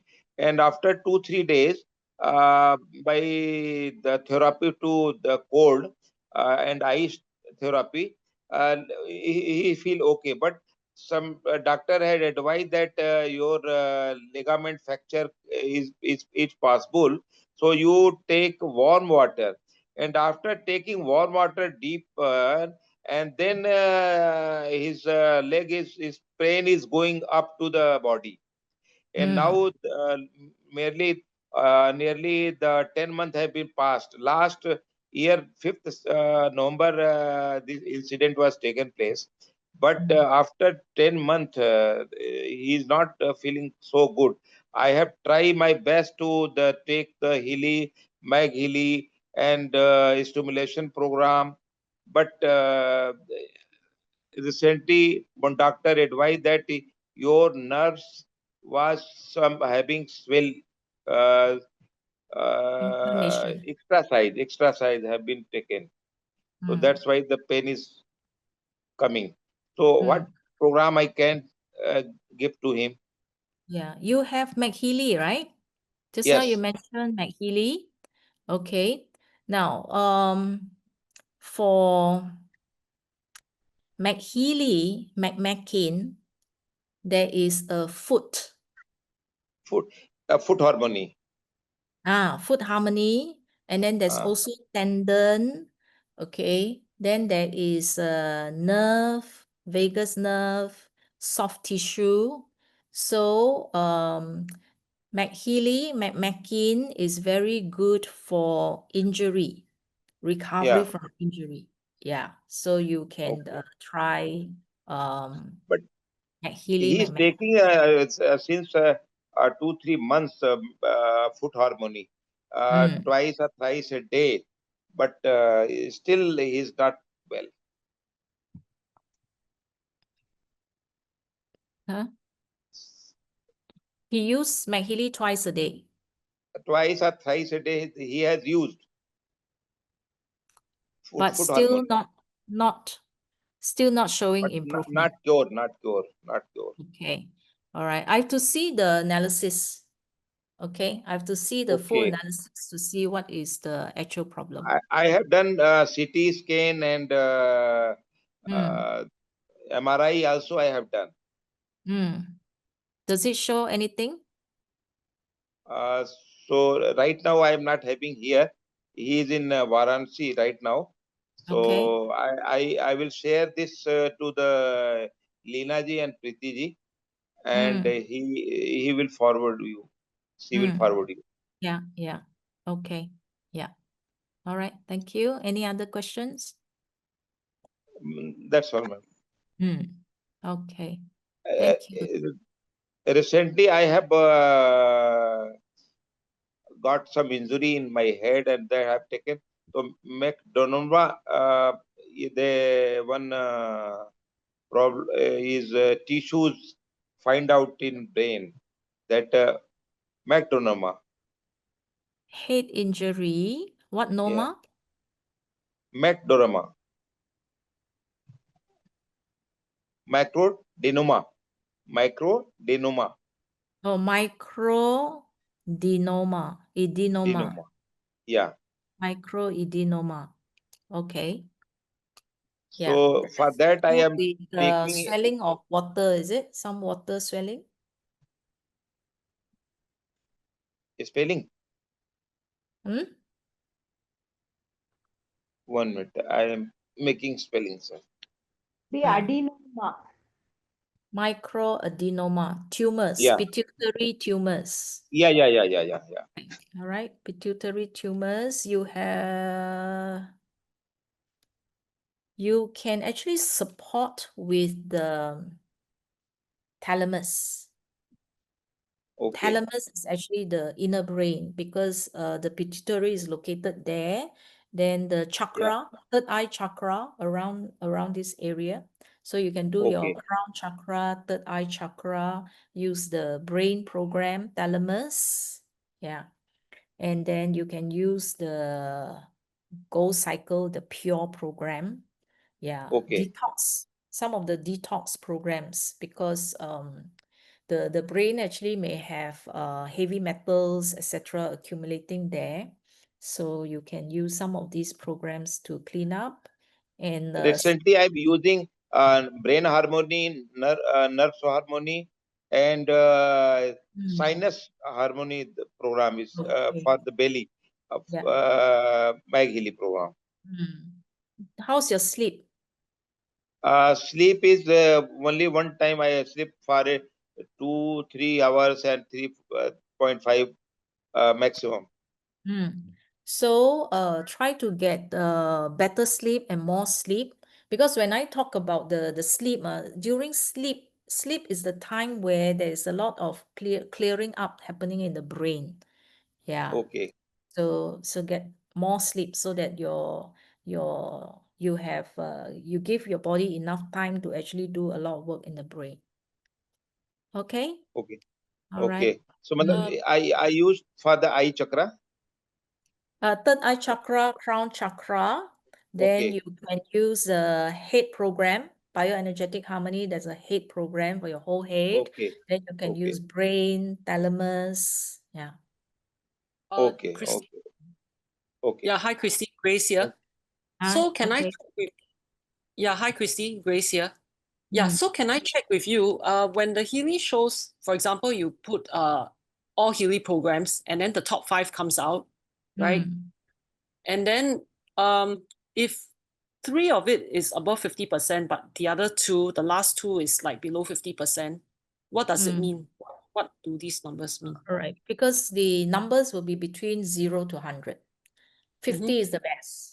Okay, 50 in the middle is the best. So we give ourselves a range plus minus 10. So if you see that the percentages is between 40 to 60 is actually okay. But by the time 60%, you would see symptoms appearing. You can feel certain symptoms really, but it's still at the okay stage lah. Okay, but when it goes to 70-80%, it's not a good sign. So if you see that it's between 40 to 60, it's still okay. Oh, okay. So that means Any it is higher, any lower is not good. Oh, I see. So that means what they're indicating to you that the top 5 concerns is those that is slightly out of the 50 range. Is that what it's trying to show you? It will always give you 5.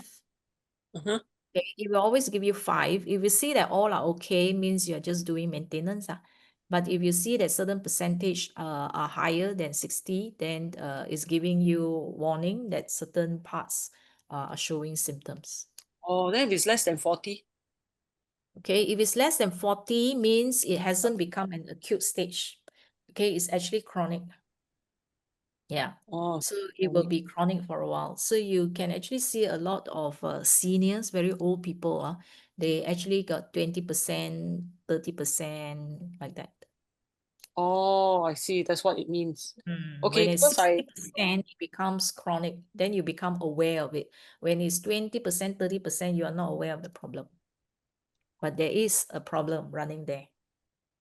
Oh, okay, that's what it means. I Mm. see. And then, so for example, if one of the top 5, when you put all Healy programs, it comes out like, example, just taking well-being, okay, it comes out like 60%, example. And then, but then when you look at your well-being, the applications, right, they're all like not even 60%, they are maybe like 49, 50. So how come it's contradictory?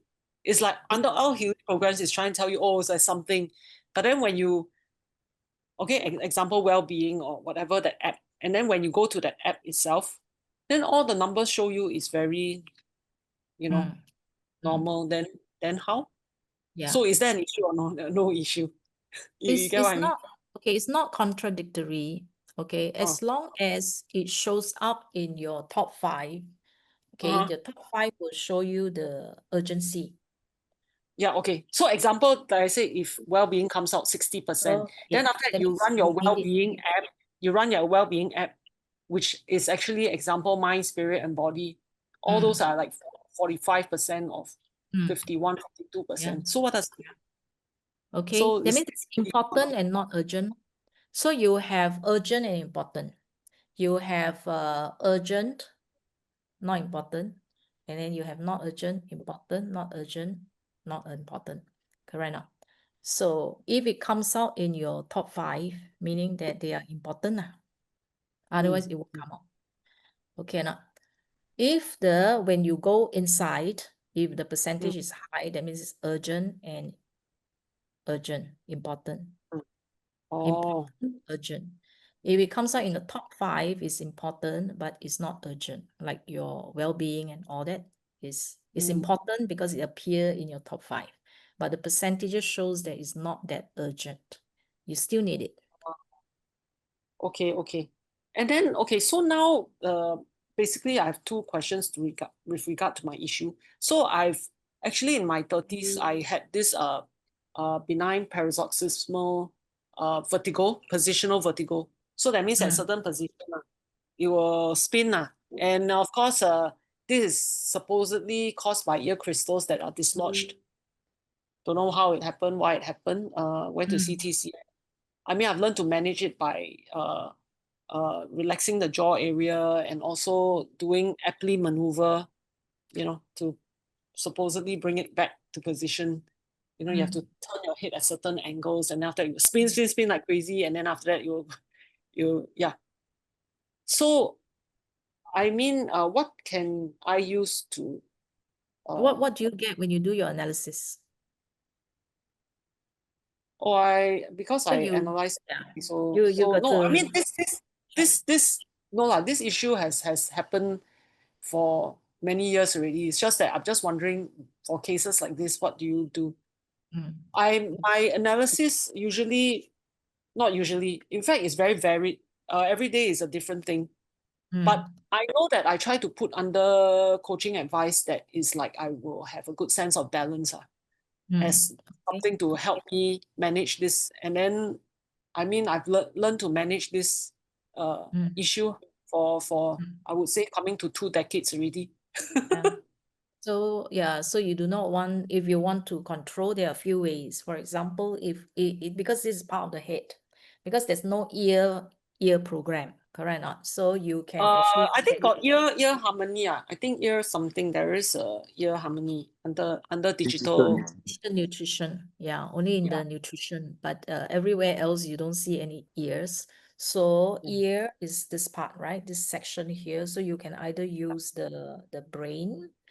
Okay, brain will include the back of the brain that is for balancing.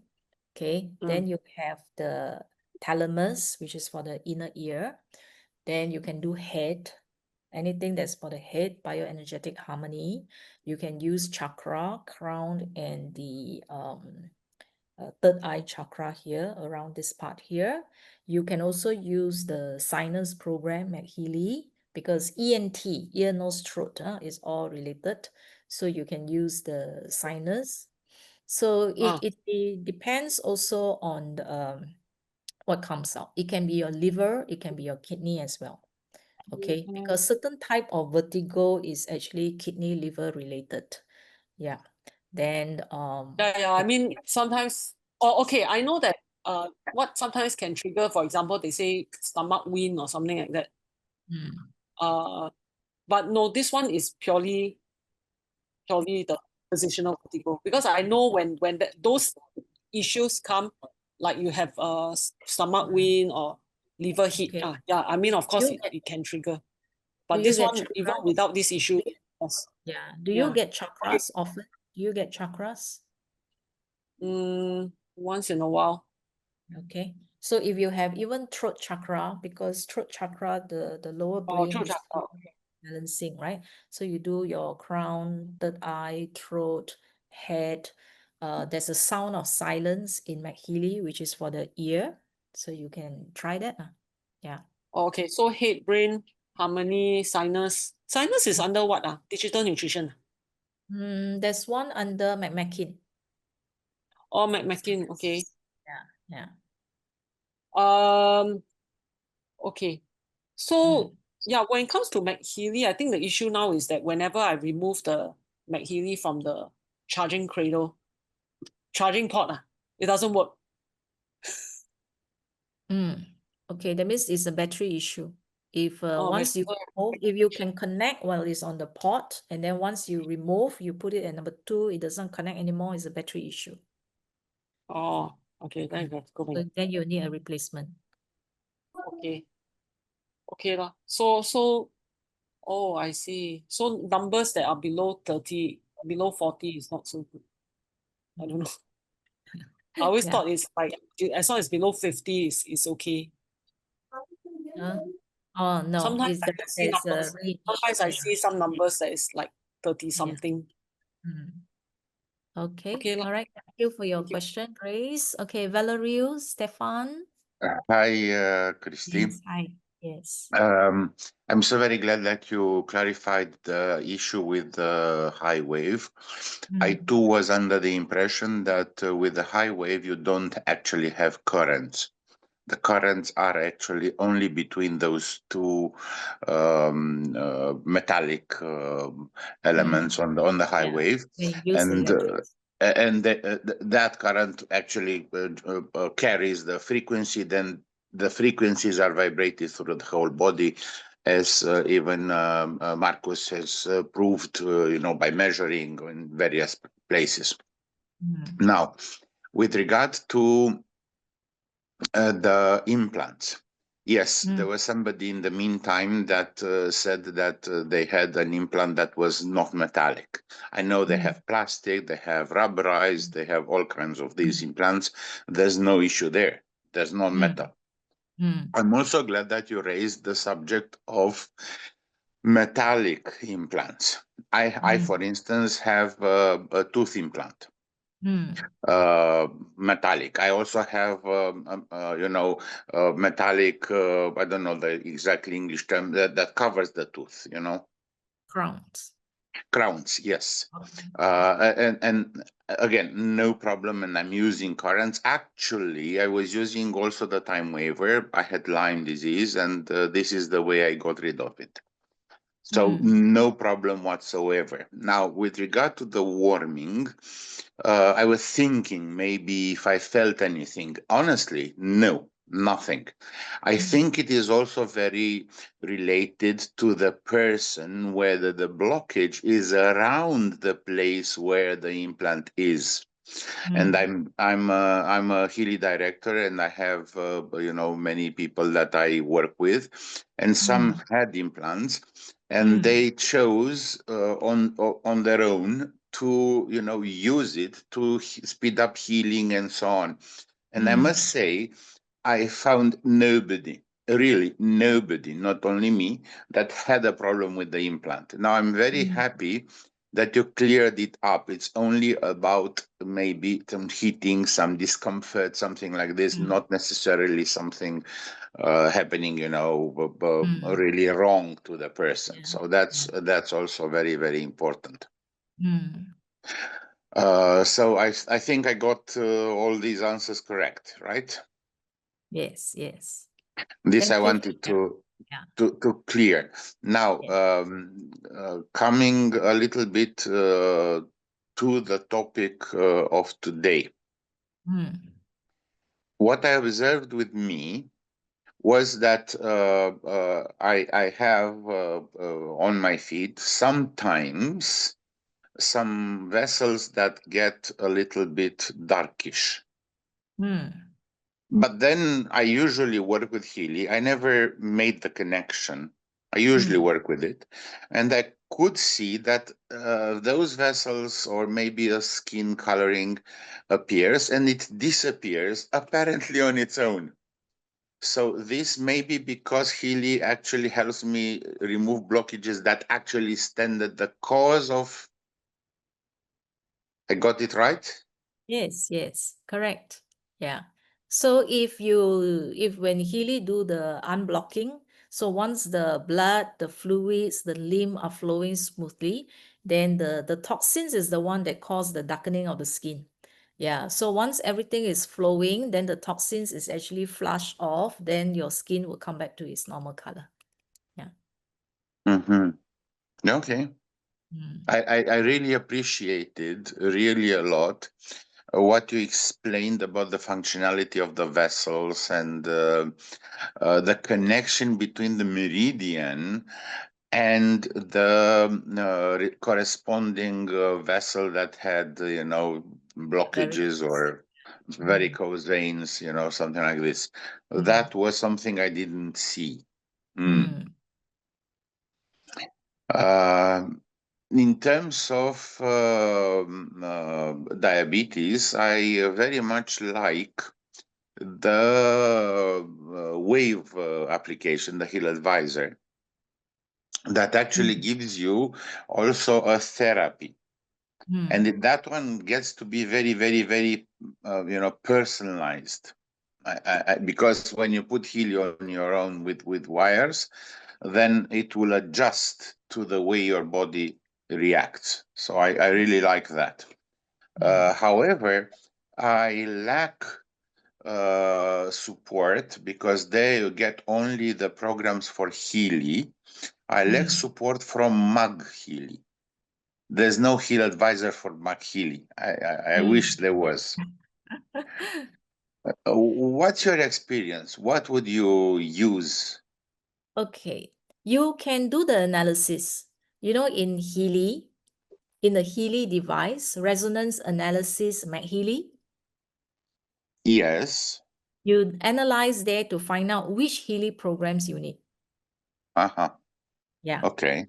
Then after So that, you you would just go to the MagHealy and then use it in the pink app. Yeah, that I do.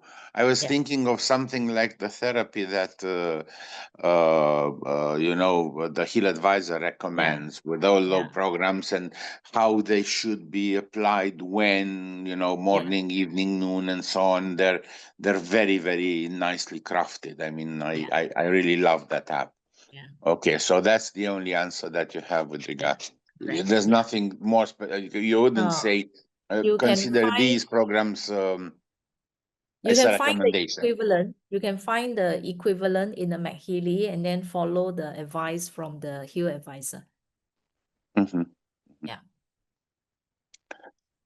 Thank you very much, Christi. You're welcome. You're welcome, Valerie.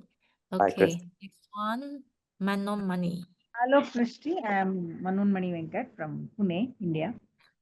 Actually, I'm almost very new to Healy, but it's just that I recently got my MagHealy after long. Some problem was there. I had to return it, and I got it. I was waiting for it because, as such, I am a case of autoimmune disorder with a lot of problems, psoriatic arthritis. I have this arm pain, this right arm, upper arm, humerus, and the triceps. So it troubles me a lot because this abduction is very difficult for me lifting up. I just wanted to ask you, because I'm here in this program, which program I can use in MagHealy, because my advisors are busy now. I could not contact them. MagHealy, meridians. Meridians. Meridians. Oh, but the Meridian program, as such, I'm supposed to be having it, but it is not there. But Oh, I you don't had have meridians? that Bangalore people, they said you can use it through Blue app, but Blue app is not connecting to MagHealy. I was trying. Okay, so your MagHealy doesn't have meridians, huh? I was supposed to get, but just because the device which I received did not function, I had to return it. So they gave me another piece. Again, the program was not coming. They have just reinstalled it, but Meridian is not there. Actually, as per my thing, I was supposed to have that program. Okay. Do you have Healy? I have Healy. Okay, you can use the Healy first. In the meanwhile, use the meridians, huh? Yeah. So what are the meridians along the bicep, tricep, and all that? This is the heart meridian. Do you have numbness on your hand? Numbness, yeah, these, these ulnar nerve. Okay. So the numbness is because the bioenergy is not flowing. So when the bioenergy doesn't flow properly, smoothly in your arm, so it's going to affect your hand. You don't have the strength to carry things. So you can do your heart meridian, lung meridian on top, and the large intestine meridian, small intestine meridians. Acha, okay, all of them. Okay, in the Healy. Yeah, so this will actually, if you use it with the electrodes, then it can improve the flow. Then over time, you find that your muscles become stronger. I do it daily. I use it daily. You can just do one program a day. There are 4 meridians, right? Small intestine, large intestine, heart, and lungs. So you can do one per day. Yeah. All right, I'll do that. Hi, Christi. MagHealy, which program can we use for tiredness if you're tired? MagHealy, there's fatigue, tiredness. I think there's one program there's tiredness. Then you choose those that has to do with energy. Yeah, but I suspect that your meridians are blocked. So your full body meridians, actually do all the meridians. The 12 meridians, you just go and do all. Yeah, just to get your bioenergy to flow. Yeah, otherwise you will feel blockage. Hang on. Christi, may I help Manoni with an information? Okay, sure.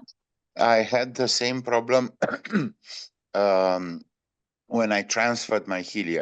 Initially, my Healy was bought from a Time Waiver practitioner, and then I had to transfer from him to my account when I joined Healy World. At that point in time, I lost well-being. I used to have those programs that were in the first editions. Now you have to have a subscription for well-being, but then I had it. Now, in the transfer, that was lost. It took me a while, something like almost a year to demonstrate. But finally, when they understood how things worked and so on and so forth, they restored that program. So, Manomi, write to Healy support. All right. Tell them about the problem. They're very helpful. They need to understand it. So you have to, be clear, provide as many info, and or if you can demonstrate, of course. But once you do that, they're more than happy. They even apologized for the error. So I'm so very happy that the guys at Healy are so good. Thank you so much. I'll do. So don't worry, you will get them back. If you had them, you'll get them back. All right. Thank you so much. You're welcome. Yes, thank you. Thank you. I thank you very much, Christi, for allowing the intervention. Yeah. Okay. Yeah, any more question, Manomani? No more. Next time maybe. All right. Okay. Thank you. Thank you. Hi, Christi. Yeah. Okay. Hi, Christi. One quick one. This morning I was actually doing a demo for one of the prospects, and she's female, so it was an online demo. So I was doing her analysis. But when I did the analysis, digital nutrition programs came up, and then when I did the second level analysis, we had men and alcohol intake in her analysis. So she's not someone who consumes alcohol. And I was surprised to have men and alcohol intake in the analysis. Would you be able to explain on why such things appear? Okay. Now, alcohol intake, two reasons. One is really alcohol. And usually people will straight away think that I don't drink alcohol. Why does alcohol appear? So alcohol, firstly, is not just liquor. Okay, alcohol can appear after doing many scans on people. Sometimes even perfume. If they every day, apply perfume on your skin, okay, or they use aromatherapy, that is alcohol extraction, okay, essential oil, and then they apply on their body.